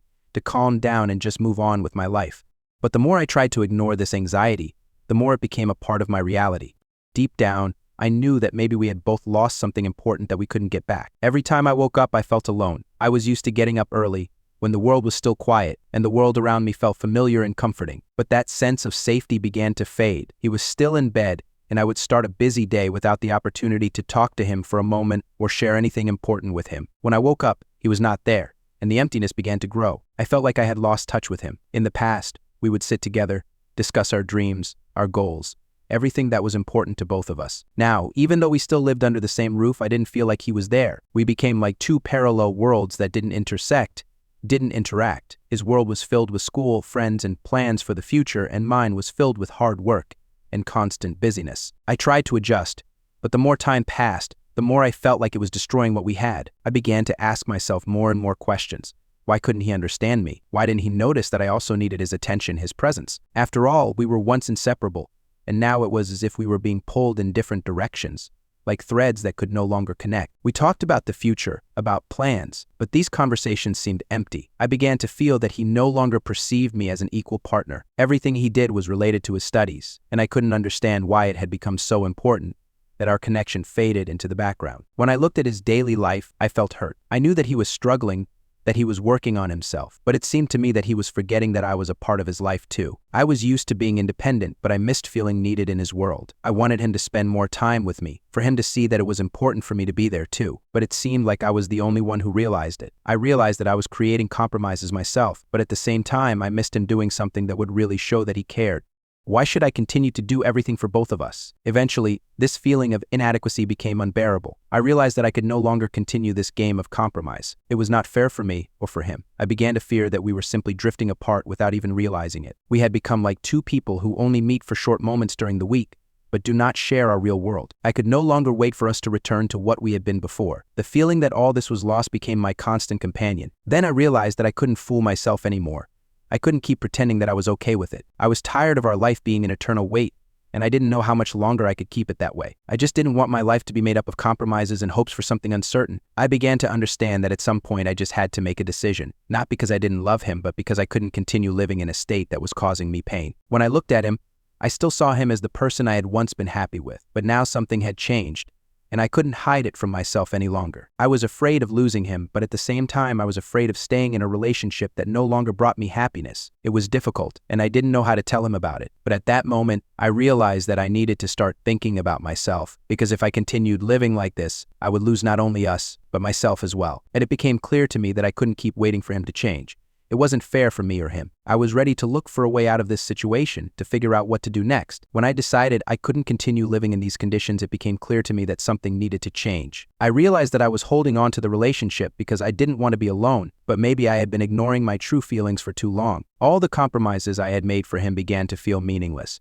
We were both caught up in our own worlds, and I began to realize that every day I stayed in this relationship, I was losing a part of myself, and the longer I did this, the harder it was to admit it. At that moment, when I stood in front of myself and tried to understand my feelings, it became clear to me that I had lost not only the balance in the relationship, but also my sense of self-worth. I looked at myself in the mirror and could not understand who I really was. After all, if everything around me revolved only around his studies and his world, then where was my place in all this? I was ready to understand what I needed not only from him, but from myself. I could no longer stay in a relationship that brought me pain and made me feel invisible. Then it occurred to me that maybe we both needed time to figure out our lives. I couldn't keep hoping that things would change, that he would start paying more attention to me. I needed to believe in myself and accept that I deserved to be more than just a part of someone else's life, but a whole person with my own wants and needs. Maybe that meant we needed to break up so we could both find our own paths. I tried to imagine how it would be, how I would tell him that I couldn't continue in this relationship.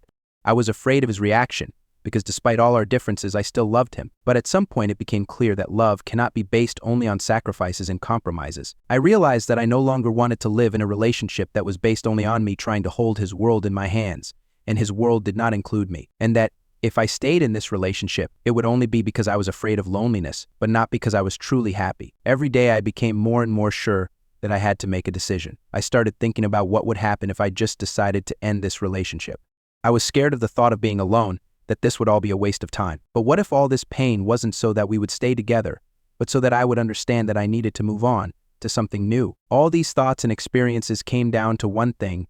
I had to understand that if our lives didn't match, if I couldn't be a part of his world anymore, then we had to go our separate ways. That wasn't what I wanted. I would have preferred to go back to the times when everything was simpler, when our relationship was full and alive. But I knew that I couldn't go back to the moment when everything was in place. Time had passed, and we had both changed. I wanted to figure out what to do, what would be right. But the more I thought about it, the clearer one thing became. I had to act in my own best interests. I had to put my needs first. It didn't mean I didn't love him. It meant I couldn't live in a relationship that wasn't fulfilling me anymore. My life was important, and I couldn't afford to continue like that. Every decision was hard. Every word I spoke was painful, because I knew it could be the end. But at the same time, deep down I knew I needed to break free to feel alive again, to be myself. And maybe when I found myself, I could find someone who would be willing to support me and not just their own goals. When I finally made the decision, everything around me seemed to freeze. I knew that things were going to be tough, that I would have to destroy what we had built, despite all the pain and disappointment. But at the same time, I felt like this step was necessary to free myself from everything that was holding me back. I didn't have to keep waiting for him to change or for him to suddenly notice me. I knew that I couldn't waste any more time in a relationship that didn't bring me joy or give me room to grow. There was a struggle inside me. On the one hand, I knew I was doing the right thing, but on the other, I couldn't shake the feeling of guilt. There wasn't a day when I didn't try to understand him, when I didn't try to fit into his schedule and his world. I was always ready to compromise, to take a step towards him. But now I realized that all this flexibility and compliance were not rewarded. It wasn't fair to myself. I was afraid that he would think I was abandoning him because of his studies. But despite this, I knew that the reason was deeper. It wasn't just his studies. It was the loss of intimacy, the loss of the connection that once united us. I didn't know how to tell him how I felt. I didn't want to hurt him, but I couldn't hide what was building up inside. And although I knew our relationship could end, I didn't know what to do with this feeling of uncertainty. I was afraid that he would think I didn't support him, that he would end up alone again like before, but I also realized that I couldn't live in a relationship in which I became a stranger to my own life. Every day I would wake up and watch him slowly go back to his life, absorbed in studying and studying for exams, as I became invisible to him. But we weren't doing anything together that once brought us joy, and I couldn't just be in the background anymore. I couldn't just wait for him to finally wake up and realize I was there. It wasn't about being there, it was about being there but not being invisible. I wondered over and over again why I needed all this. I sat in the silence of our house and thought about what it would be like if we really did break up. What would it be like if I walked away and stopped being a part of his life? I was afraid that he wouldn't understand me, that he'd think I wasn't there for him, that I wasn't trying to understand his pain. But what do you do when your pain gets louder and you can't ignore it anymore? I couldn't stop thinking about how he would react. Would he be mad at me?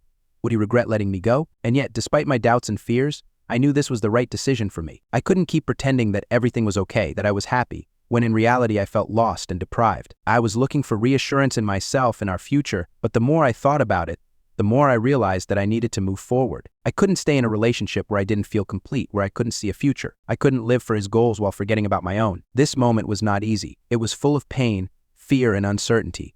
But as difficult as it was, I knew this step was necessary. I had to accept that we needed to separate so that each of us could find our own path, our own meaning, and our own joy. I could not continue to search for happiness in a relationship that had become empty, because despite all the love I still felt, I knew that love could not exist in a void. On those days when I sat and reflected, I felt like I needed to gather the strength to express everything that was building up in my soul. It was like a release, but at the same time I felt like I would lose a part of myself, a part of what we were creating. It was a strange combination, release and loss, but I understood that this was the only way I could return to myself and take my life back into my own hands. After all, I knew that conversation was inevitable. I couldn't put it off any longer, and even though I was scared, I knew this was the moment that would change everything. I woke up early in the morning. Even though it was a day off, it was still dark outside, and in the room I could only hear the slight noise of the air conditioner, which I had turned on at night to somehow drown out my thoughts. I felt like every cell in my body was refusing this decision, but I had to do it. I couldn't continue living in anticipation of changes that would essentially never come. Looking back, I realized that I had found many excuses to stay. His studies, his tiredness, his desire to achieve something. I always believed that when he finished, when he got his degree, everything would change. We would be able to spend time together, travel, enjoy the moments. But when I tried to imagine how it would be, I could not escape the thought that this was just my ideal, my dream, and not reality. And when I realized this, it became clear to me that I can no longer build my life on such illusions. I sat in silence, listening to him snore softly in the next room. It seemed so long ago. We were so young when we started dating. I was full of hope, full of the desire to support him, to help. I thought that if I was there, if I was patient, everything would be fine. But over time, I began to realize that despite my love, I was increasingly retreating into the shadows, losing myself. He was absorbed in his studies, his friends, his worries, and I was becoming more and more invisible. I was scared. I didn't know how to tell him that this wasn't working anymore, that I couldn't stay around him anymore without feeling like I was a part of his life. I was afraid he wouldn't understand. I was afraid he'd feel alone again like he did before we met. But I knew I couldn't keep lying to myself that everything would be okay. That wouldn't be fair to him and to myself. I sighed and got out of bed quietly so as not to wake him. I took my usual position by the window and watched the first rays of light begin to break through the curtains. In that moment, it seemed to me that everything I had experienced, all my doubts and worries, had not been in vain. This moment was important to me. It was a turning point. I could no longer allow myself to be part of something that made me feel invisible and forgotten. When I came back into the room, he was still asleep. I knew this moment would come. I knew I had to talk to him and tell him that my feelings had changed. I couldn't keep playing this game. I couldn't be just a supportive part of his life. I needed to be important, and I couldn't wait any longer. I picked up my phone, dialed his number even though he was in the house, and sent him a message. My heart was pounding in my chest, and I felt all my resolve turning to fear. Fear that he would think I had betrayed him. Fear that he would be alone again, but I still couldn't stop. I had to. I couldn't continue to be an elusive, helpless part of his life. He woke up, as always around noon. His face was a little tired, but I knew that it wouldn't stop him from concentrating on his studies. But today was different. Today there was no calm communication after he woke up. I felt how this whole day had become unusual. I couldn't remain in the shadows of his life. I couldn't be invisible anymore. I couldn't give him any more chances to cheat. I couldn't hope that everything would somehow work itself out. I had to take my fate into my own hands. When he sat up in bed and yawned, I knew it was time. I stepped forward and sat down next to him. His eyes met mine, and I felt every muscle in my body tense with the anticipation that we were on the brink of something important. I wanted to tell him that I couldn't live in this relationship anymore, that I couldn't keep trying to be someone I wasn't, that I needed to find myself again, and to do that I needed to move on. But when I opened my mouth to begin, it suddenly became hard. I was afraid that he wouldn't understand, that he'd think I disappointed him. But I knew there was no other way. It had to be. I couldn't be alone in this relationship anymore. The words I said were hard, but they freed me from everything I had been hiding inside for so long. I told him that I couldn't continue like this. I needed to move on. I needed to find myself, and I couldn't do that in this relationship. We were silent for a while. I felt his gaze change. He didn't know what to say. I didn't know what would happen next, but I knew one thing. I had made the right move. Now I had to move forward. Story 4. I didn't always realize how complicated relationships can be until I started thinking seriously about marriage. She and I had been dating for a while, and while it sounds cliché, I thought it would be simple. We loved each other, and that should be enough. We talked about the future, made plans, and dreamed. I was sure our love was all we needed. But now that we've gotten to more serious conversations about marriage, I realize it's actually much more complicated. I love her, that's for sure. I've been there for her when she needed support, and she's been there for me when I was losing myself. We've both changed a lot since we met, but when it comes to family, there's a growing tension between us. My family is a stumbling block for her, and I can't help but notice how it's affecting our relationship. She sees me coming home to problems every time, and how I become more and more consumed with solving other people's problems. And she sees something negative in that. No matter how much I try to explain that it's part of who I am, she can't understand it. For me, family has always been an important part of my life, even if it had more problems than others. With each passing year, my parents and brothers became more dependent on me, and although I was willing to help them, it became a heavy burden. I felt like all the expectations and problems were directed at me, and at some point, it was no longer a matter of choice. It was a necessity. But when I became with her, it began to work against us. I understand that she can't see my family the way I do. Her opinion of my mother, for example, was severely tainted after their first meeting. My mother is a complex and emotional person, and the way she acts in new situations often comes across as cold or distant. I know she's not the type of person to open up easily, but for my girlfriend, this was an insurmountable obstacle. She didn't feel comfortable around my mother, and with each conversation like this, I felt the gap between us grow. It wasn't just my mother. With each passing year, I felt more and more like a mediator between two worlds, between my family and my girlfriend. She became irritated when I focused too much on family issues. I tried to explain to her that, despite all this, I didn't put her in the background. But the more I tried to explain it, the less she believed me. In her eyes, my whole life was consumed by these responsibilities, and she didn't feel like she was in first place. I also felt misunderstood. There was a constant internal conflict in my head. On the one hand, I felt responsible for my family. On the other, I didn't want to lose my girlfriend. I tried to find a balance, but it didn't always work out. I saw her discontent growing, and at some point I began to fear that this could cause a breakup. At the same time, I couldn't just brush off my family's problems. It wasn't that easy. She didn't say it outright, but it was clear that she felt our relationship was suffering because I had to be with them all the time. She was beginning to feel like I was there, on my family's side too often, rather than with her. And this feeling was becoming more and more intense. When I tried to talk about how difficult it was for me, she would often respond that I was just making excuses for myself instead of dealing with what was really going on. It was especially difficult when she started wondering what would happen if we got married. She worried that I would continue to put my family first, even as we built our own lives, and this tension became increasingly palpable. I began to notice how often we encountered this question, how often she returned to the topic of my family, and how my attempts to talk about it did not lead to understanding. I didn't know what to do. I didn't want to lose her, but I didn't know how to change my dynamic with my family so that she felt important and a priority. I was struggling to find a balance between being supportive of my family and maintaining a relationship with her. I wasn't ready to give up on my family, but I couldn't ignore the fact that my relationship with my girlfriend was starting to fall apart. At some point, it became clear to me that if I didn't start doing something more decisive, all this could end. I didn't want to lose her. I didn't want our union to fall apart because I couldn't learn to balance my life between two important parts, my family and my loved one. But at the same time, I didn't know how to explain to her that I wanted her to be a part of my life, but at the same time I couldn't and didn't want to turn away from my family. I found myself at a dead end. On the one hand, I saw that she did not understand how hard it was for me to live in such a situation. On the other hand, I felt that I could lose her if I did not find a way to improve our relationship. My attempts to explain that I did not want to push her away, that I could not give up on my family, only made the situation worse. I began to feel confused and alone in this conflict, not knowing what to do. I began to wonder if maybe we needed more time to sort these issues out before we could move forward. But despite my best efforts, I found myself increasingly thinking that the tension in our relationship was already too great, and I wasn't sure if we could overcome it. I often think about how much my family influences my life. They are not just relatives with whom I share a home, they are people I cannot leave.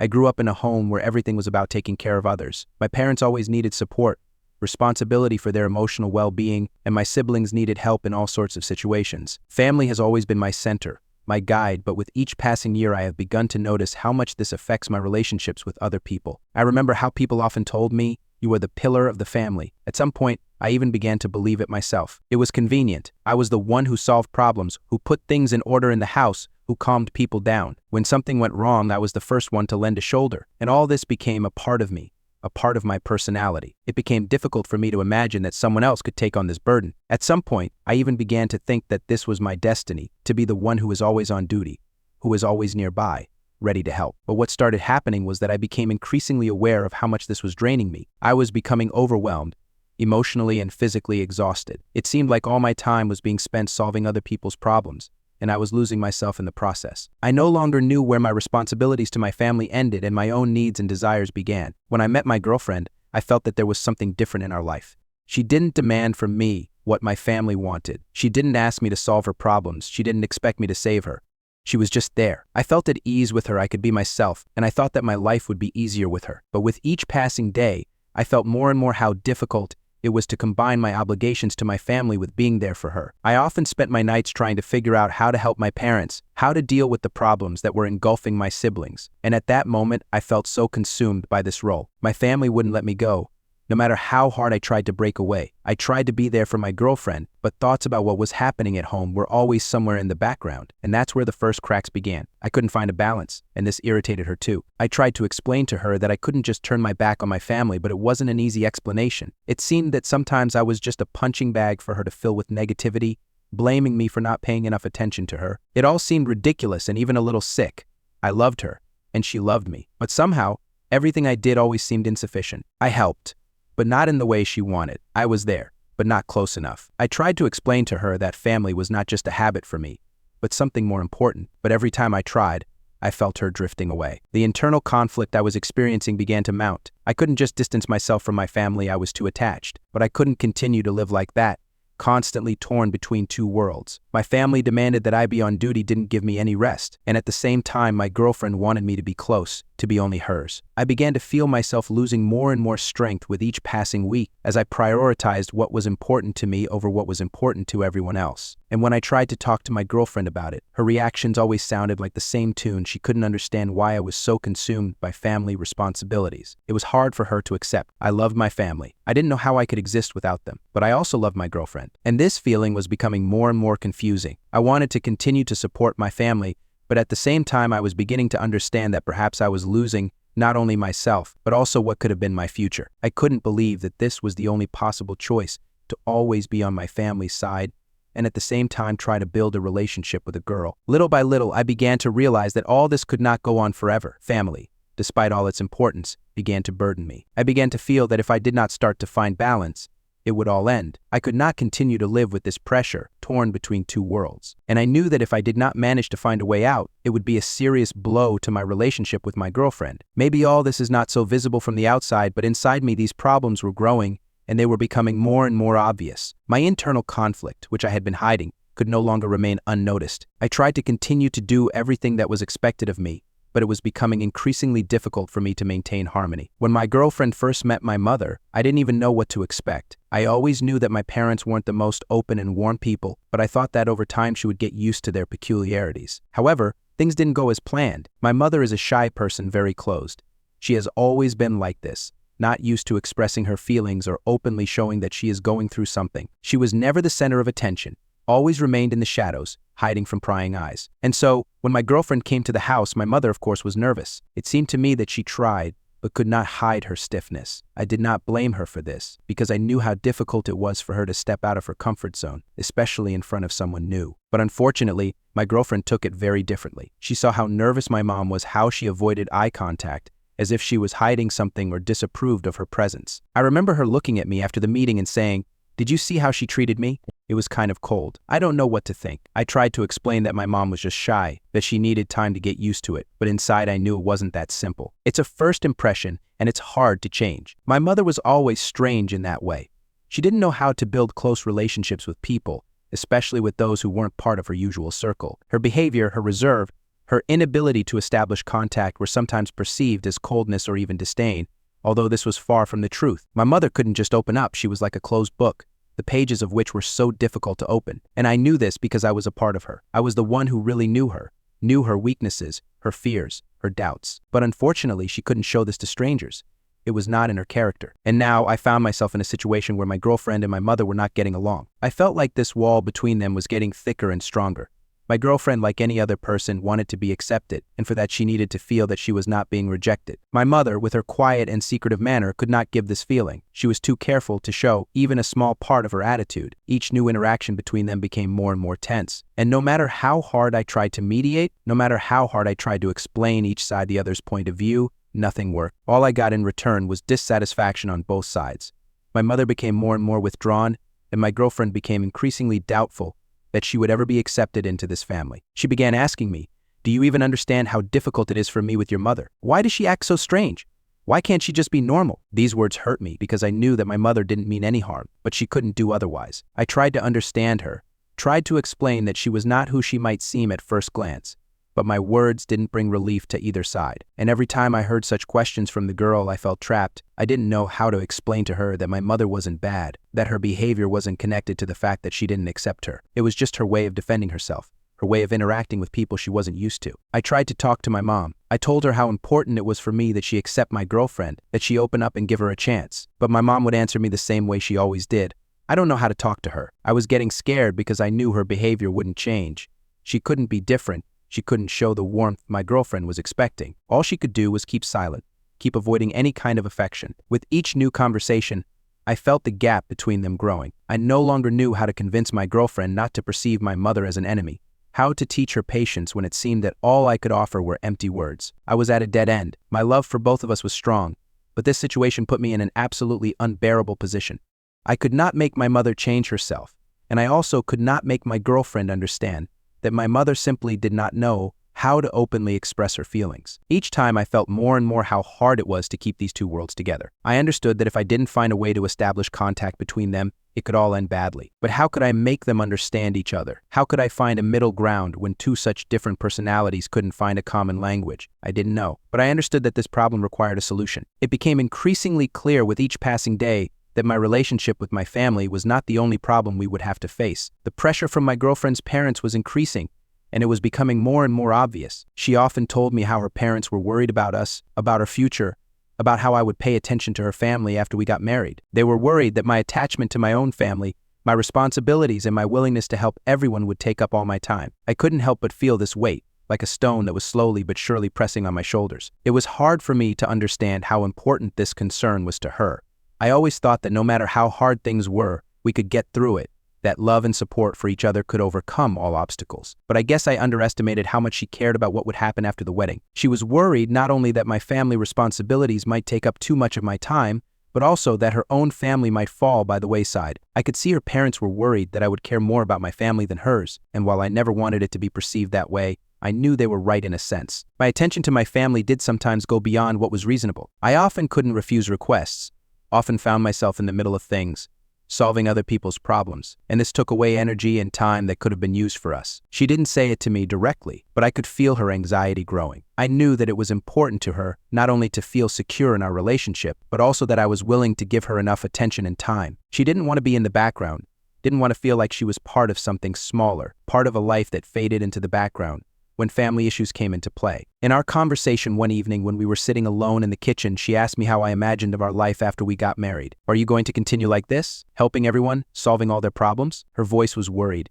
and there was something in her eyes that I couldn't ignore. I knew she wasn't asking this because she wanted to influence my relationship with my family. It was a question that concerned how we would live and what place her family would have in our lives. I thought about it. She wasn't asking me to choose between her and my family, but it was obvious that it was an important issue for her, and I understood how she felt. She didn't want to be the woman who sacrificed herself and her needs for everyone else, and I didn't want her to feel left out in the cold, despite my commitment to my family. I told her that I didn't want her to feel that way, that family was an important part of my life, but that it was important to me too. I understood her concerns, and it was hard for me to see her worry. I couldn't help but realize that if I didn't act, everything would be in jeopardy. We had to find a way to balance all of these aspects of our lives, and I was willing to find that balance. But I was scared because I didn't know if I could meet all of the demands that were being placed on me from both sides. At that moment, it became clear to me how important it was for both of us to feel like we were in an equal relationship, that her needs were as important as my family's. And while I knew it wouldn't be easy, I couldn't afford to be selfish and continue to ignore her feelings. But what if I couldn't distance myself from my family? What if my responsibilities to them continued to affect me, and I couldn't just give them up? I knew this had to be addressed, or our future would be in jeopardy. I couldn't just ignore her anxiety and hope that things would somehow work themselves out. I promised myself that I would work on it. But at that moment, one thing was clear to me: if I couldn't find the right balance, if I couldn't meet the expectations of both my family and her family, I could lose what was most valuable to me. I knew I couldn't stay in this situation any longer. The pressure from all sides, be it my family, her family, or us, was becoming increasingly unbearable. I couldn't continue to carry this on my own without resolving this issue. Deep down, I knew that compromise was important for both of us, that we needed to find a balance between our relationships with our family and our personal lives if we were to move forward. One evening, as we sat in the kitchen, I suggested we talk about what was bothering us. She always seemed so sure of what she wanted, and although I knew it wouldn't be easy for her, I decided it was time to open up and figure out how we could move forward. I understand that it's hard for you with my family responsibilities, I began, not knowing how best to express my thoughts. And I also understand that it's important for you to have me around so that we can build our lives together and not just solve other people's problems. Her eyes were full of anticipation. I sensed that this conversation would be a defining moment. I needed to show her that I was willing to compromise, that I was willing to change my dynamic with my family for her sake. I continued, I know it's hard when I devote so much time and attention to other people. I can't just leave them, but I don't want you to feel forgotten. You're important to me, and I want you to know that I'm willing to work to make our union a priority. She was silent, but there was tension in her eyes. I knew she wanted promises, but something inside me told me I couldn't just promise to do it better. I needed something more, something real, something that would give her confidence that her place in my life was no less important. I want you to be a part of my life, not just a part of my time that I could spend helping everyone else. I have to find a way to support my family, but I won't forget about us. We have to be a team, and I'm willing to work on it, I added, confident that these weren't just words, but a promise I was willing to keep. She sighed and relaxed a little, but it was clear to me that there was still much work to be done. We began talking about how we could change our daily lives so that we could have more time for each other. We discussed how I could better manage my time and priorities, how to find compromises that would satisfy both my family responsibilities and our shared needs. It wasn't as easy as it seemed at first. I knew I couldn't change my habit of caring for others overnight because it was part of me, part of who I was. But I was willing to change for her, for us. I knew she would appreciate my efforts if I was willing to invest time and energy in our future. We began working on making our relationship not just romantic, but partnership-based. I didn't want her to feel overshadowed. At some point, when we spent several evenings together, discussing our plans and worries, I realized that this was what we were missing. We started looking for solutions that could satisfy both of us. I made a commitment to be more attentive and available, even if it required reconsidering my relationship with my family. I wanted to show her that she is not just my girlfriend, but a person with whom I want to build my life, in whom she should see not only my love, but also my respect. It was hard to change something that had become part of my character throughout my life, but I knew that if I wanted to build a future with her, I had to be willing to make those changes. And while I still loved my family, I also knew that their support and happiness were just as important to me. Once we started to actually work on this compromise, I felt relief. I could breathe easier because I realized that I could be both a good son and a good partner if I was honest and open about my feelings and intentions. We continued to build our dialogue, and although it was difficult, I knew it was a necessary step for us to move forward. I no longer thought that there had to be someone to sacrifice. I wanted her to feel like she was a part of my life, not someone in the background who would always wait for me to finish solving everyone else's problems. From that moment on, I understood that our compromise was not something temporary,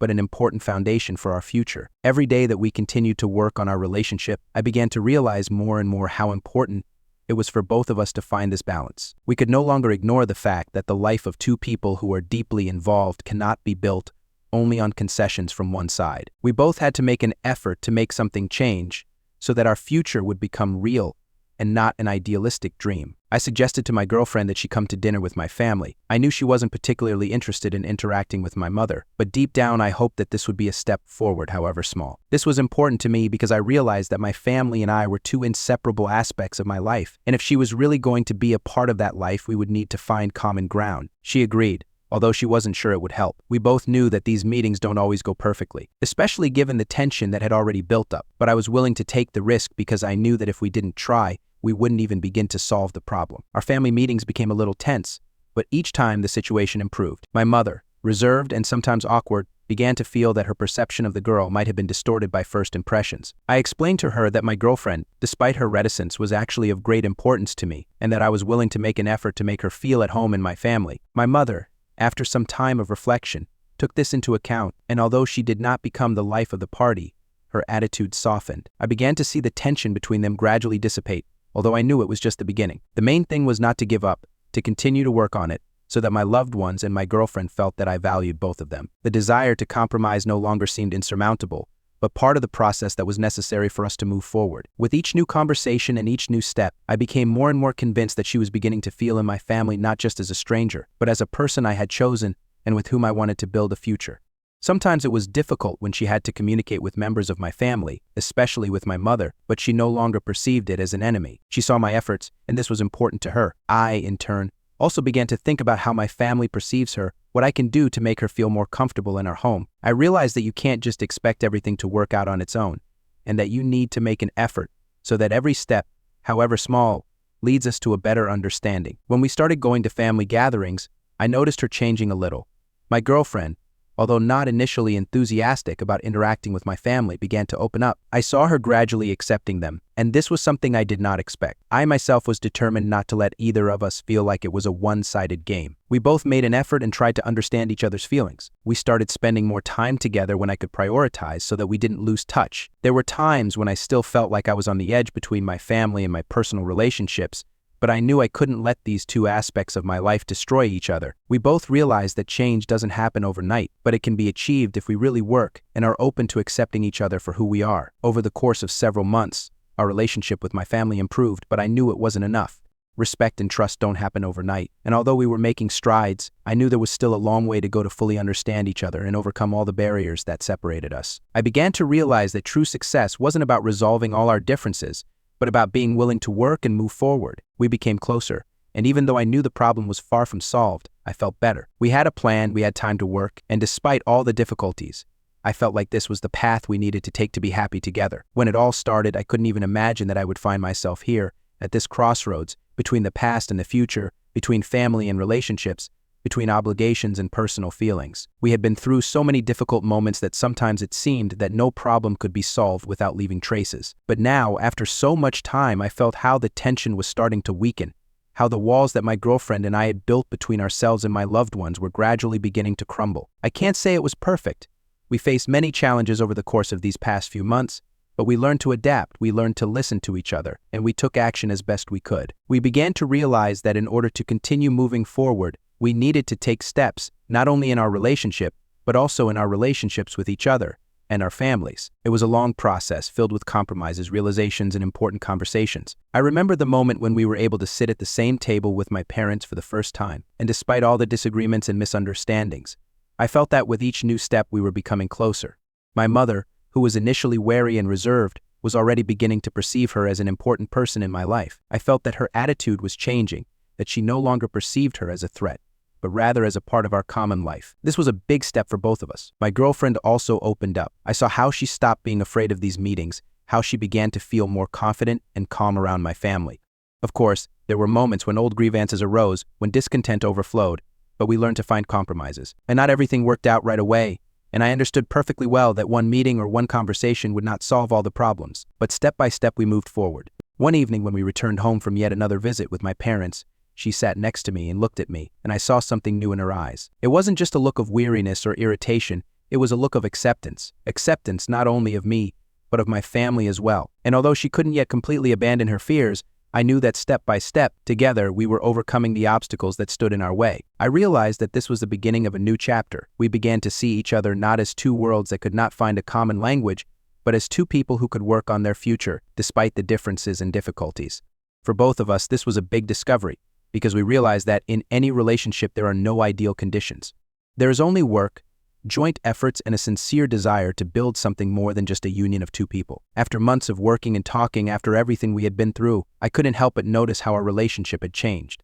We had become stronger. We had learned not only to forgive, but to truly understand what each of us brought to the relationship. We had begun to appreciate the moments that might seem insignificant, but were actually important. And while there was still tension between us and my family, it no longer felt like an insurmountable wall, but a challenge that could be worked through. I was on the threshold of a new stage, and despite all the difficulties, I felt ready to move on. We finally began to feel that we could be happy together, despite all the barriers and trials. And although we knew that there might be more challenges ahead, we had what was really important: mutual respect and support. When I thought about the future, I was no longer so afraid of the possibility that we might not be able to cope with the difficulties. On the contrary, I felt that this path, although difficult, could be what makes us stronger, and that perhaps this is only the beginning. Our relationship with our family may never be absolutely perfect, but I realized that it is important not to strive for perfection, but for a real connection based on love and respect. And, although the journey was not yet over, I felt that we were now ready to go into the future, hand in hand, despite all the challenges. We were both ready to accept each other, to work on ourselves and move forward, knowing that there was something important and worthwhile with us. Story 5. The last Easter I celebrated with my family was when I was 14. I always thought that holidays were something for little kids. Mom and Dad tried to keep our traditions going even though I was already becoming a teenager. I was an only child, and maybe that's why my parents always tried to create a festive atmosphere, even if it didn't seem important to me anymore. Everything was business as usual then. Dad would happily fire up the grill, his new Traeger he'd bought last year, and grill meat, the aroma filling the yard. He'd always try to show off his cooking skills, and Mom would carefully hide colorful eggs for us to hunt. I'd once again declared that I wasn't interested in hunting for eggs anymore. I was too old for it, but Mom said she wanted me to stay her baby for as long as possible. I shook my head and sat down on the grass, watching her run around hiding them in the corners of our yard. Inside, I knew that this would be the last Easter she'd ever coax me into joining in on these childish games. It seemed like all these traditions had lost all meaning. Easter was like a ritual for us, repeated year after year. Everything was the same, familiar, like old photo albums on a shelf. The tradition I once loved now seemed empty. It didn't bring the joy it once did. Everything around me seemed glued to the past, and I grew increasingly indifferent to it. My mother probably hoped that I would go looking for eggs, but I preferred to stay in the shadows and immerse myself in my thoughts. I no longer wanted to be a part of it. After the hunt, we sat down at the table. Dad, who was always ready to tell his stories about his childhood, began singing witticisms again, and Mom carefully laid out roast meat and fresh vegetables on the table. I ate mechanically, not paying attention to their conversations. My thoughts were somewhere far away. When I finished dinner, I felt how much I wanted privacy. I could no longer sit at this table and play the role of a happy son. I got up and went to my room, as if I could hide from all this. Turning on the Xbox, I settled down on my bed and immediately became immersed in the world of virtual games. But the longer I played, the more a strange feeling came over me. I can't explain exactly what it was, but it felt like something was wrong. Maybe it was the silence in the house. Maybe it was the feeling that something had changed. Or maybe I just felt disconnected from everything. No amount of gaming could erase the strange feeling that was overwhelming me. The silence of the house seemed unusual, even frightening. I took off my headphones, listening. The living room, where my parents watched their shows, was silent. I got out of bed and, slightly embarrassed, went to the door. A second later, I opened it, stepping out into the hallway. Fear pierced me, but I didn't know where it came from. Something just didn't feel right. I stood there listening. It seemed like nothing was happening, but this fear didn't leave me. I walked slowly towards the living room, feeling my steps become heavy. The crunching noise I heard at that moment made my heart stop. I froze, standing in the hallway, listening. It was a strange sound, the crunch of some hard surface. My mind couldn't immediately understand what was happening, but it knew it was something terrible. I couldn't move. It was as if my body wasn't listening to me, but I kept moving. As I approached the living room door, I saw an unimaginable sight. My mind couldn't immediately process what was happening. In front of me stood a giant rabbit, something more than just a costume. He was holding my mother, and she was in his arms like a toy. My parents, who had just been sitting at the table, were now part of the nightmare. I couldn't tear my eyes away from what was happening in front of me. The rabbit was not an ordinary one. Its body was gigantic, and its movements were not controlled by a human. It was absolutely not like the rabbits we saw in stores or the ones that might be part of a normal Easter. Its huge paws were holding my mother. It was covered in some kind of coarse fur, and its eyes were lifeless, cold and empty. It looked more like a monster than an Easter character. Its mouth opened, and I saw teeth, long and sharp, like a predator. I tried to understand what was happening, but my thoughts were confused. My gaze fell on my father, lying nearby, his body missing its lower half, battered and mangled. I stood there, unable to comprehend what was happening. I watched as my father was destroyed and my mother let out her last screams. She said something to me, but I couldn't understand what it was. She begged me to run, but fear gripped me, and I couldn't move. The next moment, the giant rabbit grabbed her head, and she disappeared into its mouth. I jumped out of the room and ran. My heart was pounding in my chest, and I could hardly catch my breath. I ran out into the street, not knowing where I was running. I could hardly breathe, but I was running somewhere. And in my head there was only one thought: I have to get out of here. I screamed, but I didn't know to whom. I knocked on the neighbors' doors, almost losing consciousness from fear. When they opened the door, I couldn't speak. I just kept saying that something had happened to my parents, but I couldn't explain what it was. I didn't know what had happened. They called the police, but when they came, there was no sign of my parents or that rabbit in the house. It was all so strange that I couldn't believe what was happening. The rabbit was gone. My parents were gone. The police didn't believe my story. Instead of helping, they blamed me. They couldn't understand what had happened, and I had no choice but to tell them everything I had seen, trying to ease my horror a little. But my words only made things worse. It had been a long time since I had told my story to the police. After the horror I had gone through, I had to hand over all my statements and evidence that, in fact, did not exist. They simply could not believe what I had seen, and my words became empty air in their eyes. I knew that even if I had not seen that rabbit, if I had not encountered that monster, I would still be guilty. It was inevitable. I was sent to a mental hospital as soon as the investigation was over. Without any evidence, anything to back up my story, I was just a psycho who had lost his parents to a strange nightmare. The police didn't even try to understand what had really happened. It was easier for them to label me as crazy. And so I found myself in the dark walls of a mental hospital, where time passed differently. The treatment was to make me forget what had happened.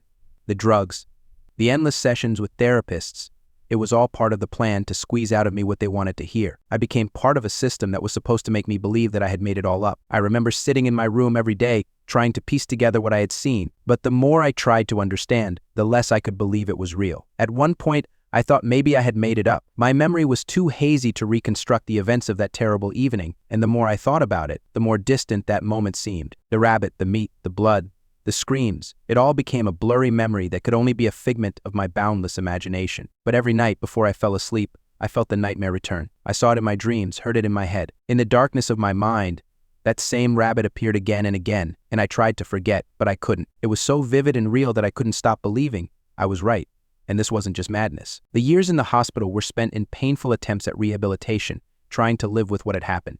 Part of me was still attached to the horror of what I had experienced. I saw a therapist every week, but the more I talked about how I was feeling, the more they told me it was just stress, that it was the result of a mental disorder, not something that had actually happened. I knew they were trying to calm me down, to convince me it was all just a figment of my mind, but I couldn't understand why everyone had forgotten what I had experienced. When I turned 18, I was released. I was free, but that freedom was an illusion. I was still tied to those experiences. Every day was like fighting the ghosts of the past, and even a simple morning could turn into an ordeal. I found a new home, tried to start a new life, but everything I saw was connected to the nightmare I had lived through. Everything seemed strange to me.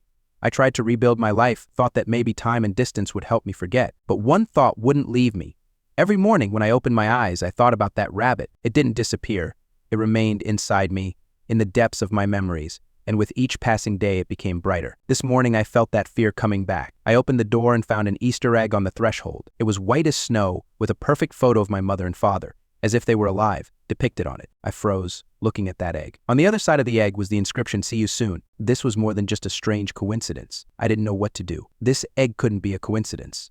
I knew it was a warning, a message from that same rabbit. He was here again, and I couldn't run away from him anymore. I couldn't understand what was happening, or how it related to what had happened to my parents, to what I had seen. All I knew was that I had to act. I couldn't let this happen again, and I had to find out what was behind that egg. My life was a nightmare again, and I knew that rabbit wouldn't let me go. I could still feel the cold breath of fear touching my skin. It was the third night that I woke up with a strange feeling that something was wrong. My eyes opened, and I felt a coldness that was enveloping my body, as if the night air was creeping through the walls. I sat on the edge of the bed, struggling to catch my breath. My head was heavy and my thoughts were stuck in a swamp. I looked at the clock, 3:00 in the morning, and at that moment I knew that I would not be able to sleep again. Almost immediately I heard a faint, barely audible sound. It wasn't just a rustling sound, but something familiar and frightening. Screams, or rather a crunch, as if someone was breaking something. I stood up, my heart pounding like a hammer, and walked down the hallway, trying not to make a sound. I didn't know what it was, but one thing was clear: something was wrong. Something was back. I had long forgotten what it was like to sleep soundly at night. Every night, as soon as I got into bed, I always felt like something or someone was watching me. I couldn't put it into words, but there was this uneasiness in the air, in the shadows outside the window, in the slight creak of the floorboards under my feet. I knew it wasn't just fear, but a real threat that I couldn't ignore. My gaze fell on the door leading to the kitchen. At that moment, strange shadows appeared in the room.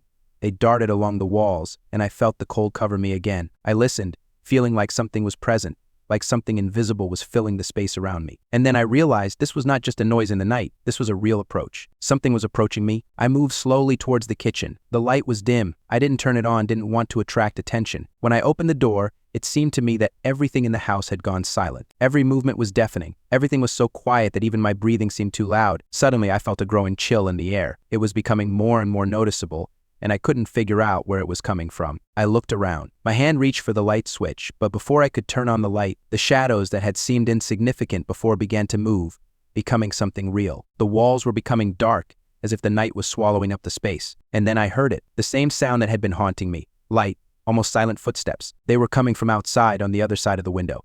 I turned toward the window, holding my breath. And although I couldn't see what was behind the glass, I knew someone was standing there, that rabbit. My fingers trembled as I lifted the curtain and looked outside. Darkness enveloped the yard, but through it I could see a figure standing in the dark garden. It was the same rabbit, only now it was larger than I remembered. Its silhouette was enormous, its eyes glittering in the darkness. There was no life in them, only emptiness. It stood as if it knew I could see it. I couldn't move. Fear gripped me, and I didn't know what to do. My head was full of thoughts, but none of them could explain what was happening. There was some kind of endless coldness in the rabbit's eyes, and I realized that his appearance was not accidental. He knew that I felt his presence, and now he was here to take me. I let go of the curtain and hurried away from the window. My mind was screaming at me to do something, but my body wouldn't listen. I knew I needed to leave, but where? And what if I went out and he still followed me? I knelt down again and started searching through the boxes, although I knew perfectly well that I would find nothing. I was going to break out of this trap, but I didn't have the strength. Suddenly, I felt something heavy fall on my shoulder. I jerked and turned around, but there was no one in front of me, only emptiness. Running back into the hallway, I began to look for a way out, but there was none. I knew that I couldn't just get out. All I felt was a terrifying hopelessness. I had to do something, but I didn't know what. I went back into my room and closed the door. In the darkness, I heard his footsteps getting closer. He was standing by the door. I pressed myself against the wall, unable to move. All I could do was wait. I couldn't tell how much time had passed, but when I finally decided to open the door and go out, all was quiet. He was gone. Darkness filled the house again, and I was left alone with something I couldn't explain. There was nothing on the street, and I stood there, unable to believe what had just happened. But I knew he wouldn't leave, and I knew he would come back. Several days passed, and although I tried to return to normal life, the feeling that something was wrong did not leave me. With each step, with each new day, it became more and more difficult to ignore the presence of something I could not understand, something that followed me, lurked in the shadows, and I could not shake it off. I tried to ignore this feeling, to get used to it. But every night, as soon as I went to bed, I was overcome with a feeling of fear. Even in my own apartment, I felt like something was nearby. And then, as always, I woke up in the middle of the night again. It was dark at this time. Only the faint light of the street lamps filtered through the curtains. But there was something wrong with this light, as if it was cloudy, as if someone was blocking it. I immediately felt my chest tighten, my heart began to beat faster, and I knew that this was not just fear. This was a real threat. Suddenly I heard a creak, light, almost imperceptible, but it was there, as if someone was carefully moving through the house. I quickly got out of bed and headed for the door. When I opened it, there was nothing in front of me. Silence. But something wouldn't let me calm down. I listened, trying to catch even the slightest sound, and then I heard it. Steps. Strange, heavy steps, approaching. They were the same footsteps I had heard before when he was near, and just like last time, it didn't take long for that horrible rabbit to show up. I turned around and saw him, a huge dark figure standing at the end of the hallway. His eyes glowed in the darkness, and they were looking right at me. He was there, in total shadow, and I could feel his gaze on me like fire. I didn't know what to do. Everything inside me screamed at me to run, but I couldn't move.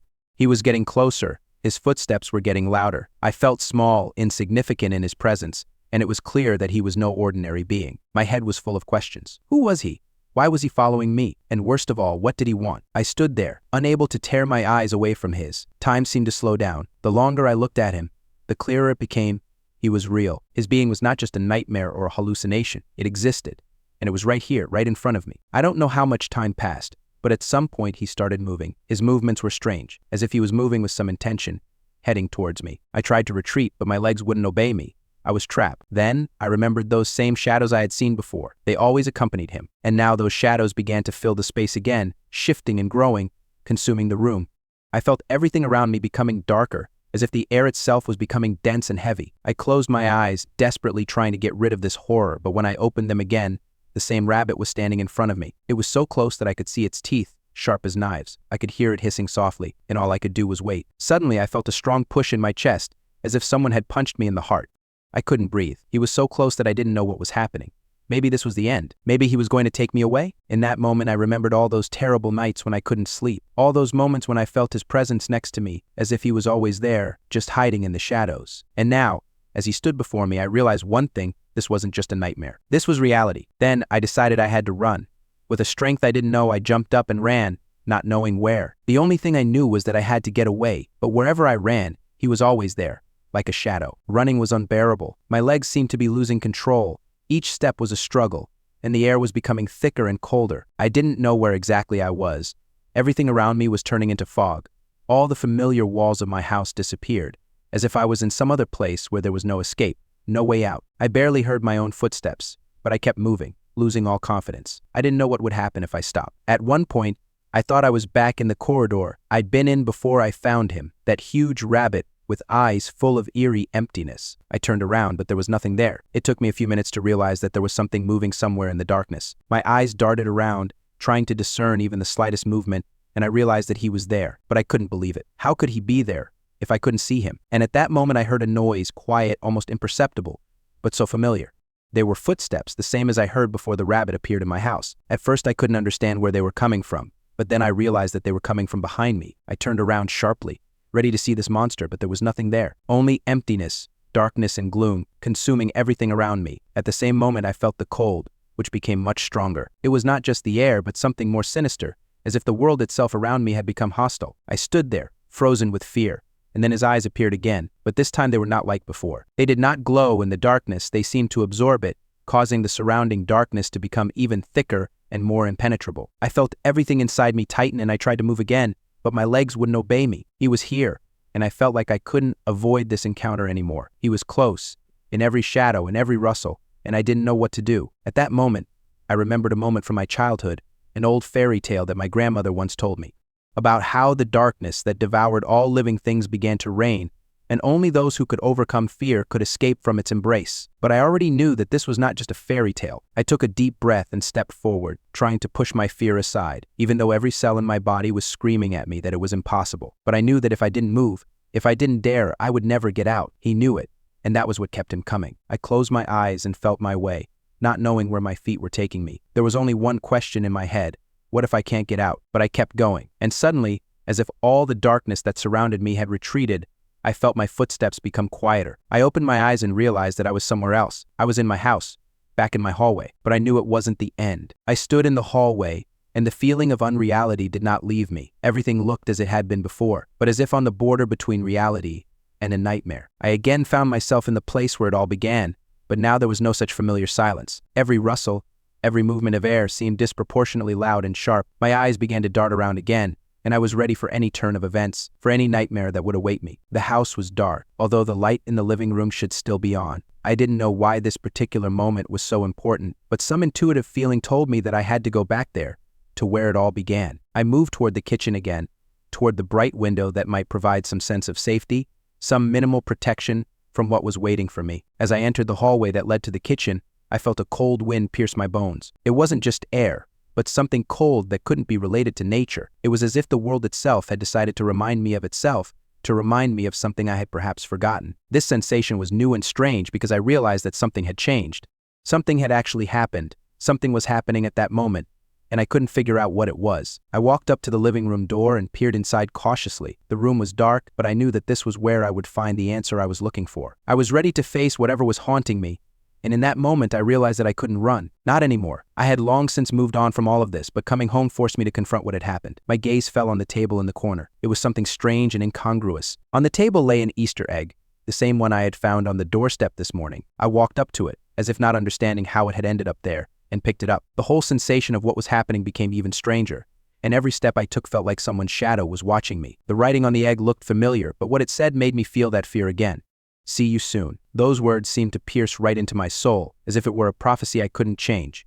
I felt something tighten in my chest, and it was much worse than the fear itself. It was a cold fear that made me realize that my parents weren't just gone, they were part of something else. And I could feel it, I could hear it, I could sense their presence in every second. They were somewhere close, somewhere in this fog, in this dark night. I kept looking at the egg, and although it seemed so ordinary, it wasn't just a toy. I remembered my parents hiding eggs like this on Easter, how we'd all gather around the table, laughing and talking. But that was the moment when I realized that everything was different. Everything I knew and believed in was now becoming elusive, foggy, and every memory of the past was no longer just a memory, but part of something I couldn't understand. I took the egg and opened it, but there was no chocolate inside, as I expected. Instead, there was a photograph, an image of my parents, but not as I knew them. It was distorted, as if the photo had been taken in some other reality, where everything was upside down. Their faces seemed deformed, as if smeared with some dark smears. I felt my heart start beating faster. At that moment, I realized that I couldn't go back to normal. I couldn't just forget and continue living. I was trapped, and this egg was just a reminder that I wasn't alone, that I couldn't escape what happened. With my parents, with that terrible meeting, all this became a part of me, a part of this world that I could no longer understand. With every step, with every movement, I felt that the world itself was changing, that events were happening in it that I could not stop. I put the egg down and tried to catch my breath. At that moment, I knew I had to find answers. I didn't know how, but I knew none of this was a coincidence. Easter, that bunny, that shadow haunting me, none of this could be just a nightmare. This was real, and I had to solve this mystery to understand what was happening to my parents, to this world, and maybe to reality itself. Time passed, but it didn't feel like it was actually moving. It was like diving into an abyss where each moment stretched out into infinity. I couldn't shake the feeling that everything around me was somehow wrong. It was as if the world I knew was dissolving, and in its place a new one was emerging, one that was foggy as smoke and filled with ominous omens. I was sitting in my house, but even here I was not at peace. I tried to return to normal life again, but every event, every feeling made me plunge into this endless confusion again. I could not forget the moment when I found the egg on the doorstep. I could not forget the photo with the distorted faces of my parents. All these moments did not give me peace. I no longer knew what was reality and what was a nightmare. Everything merged into one, and I did not know what to do. I was on edge. My steps led me through the house, but they weren't the steps I was used to. I felt everything around me slowly changing, as if the walls were giving in to pressure and the world around me was being squeezed into a tight ball. I tried to figure out what to do, where to go, but I didn't know the answer. There were no answers. All I felt was a growing pressure and a terror that only grew stronger. Every time I tried to forget, to distract myself, the events would come back, over and over again. The fear I felt that day when I saw the rabbit would wash over me again and again. The fear that I was alone. The fear that everything I had seen was so absurd that I couldn't believe it myself. And in that moment, I realized that I couldn't just continue my life as if nothing had happened. It was impossible. I went back to the table where the egg lay. This time it was different. It was cold as ice. I touched it, and at that moment a vision seemed to appear before me.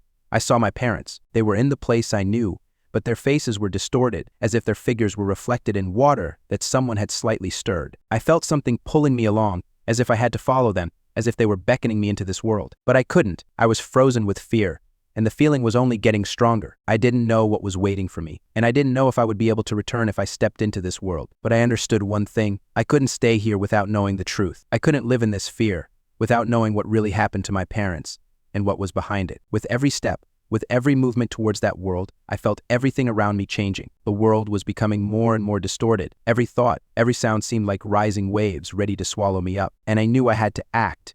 Otherwise, I would stay here forever. I made a decision and stepped forward. I couldn't stop. I didn't know where this would lead me, but in that moment I knew I couldn't afford to be weak.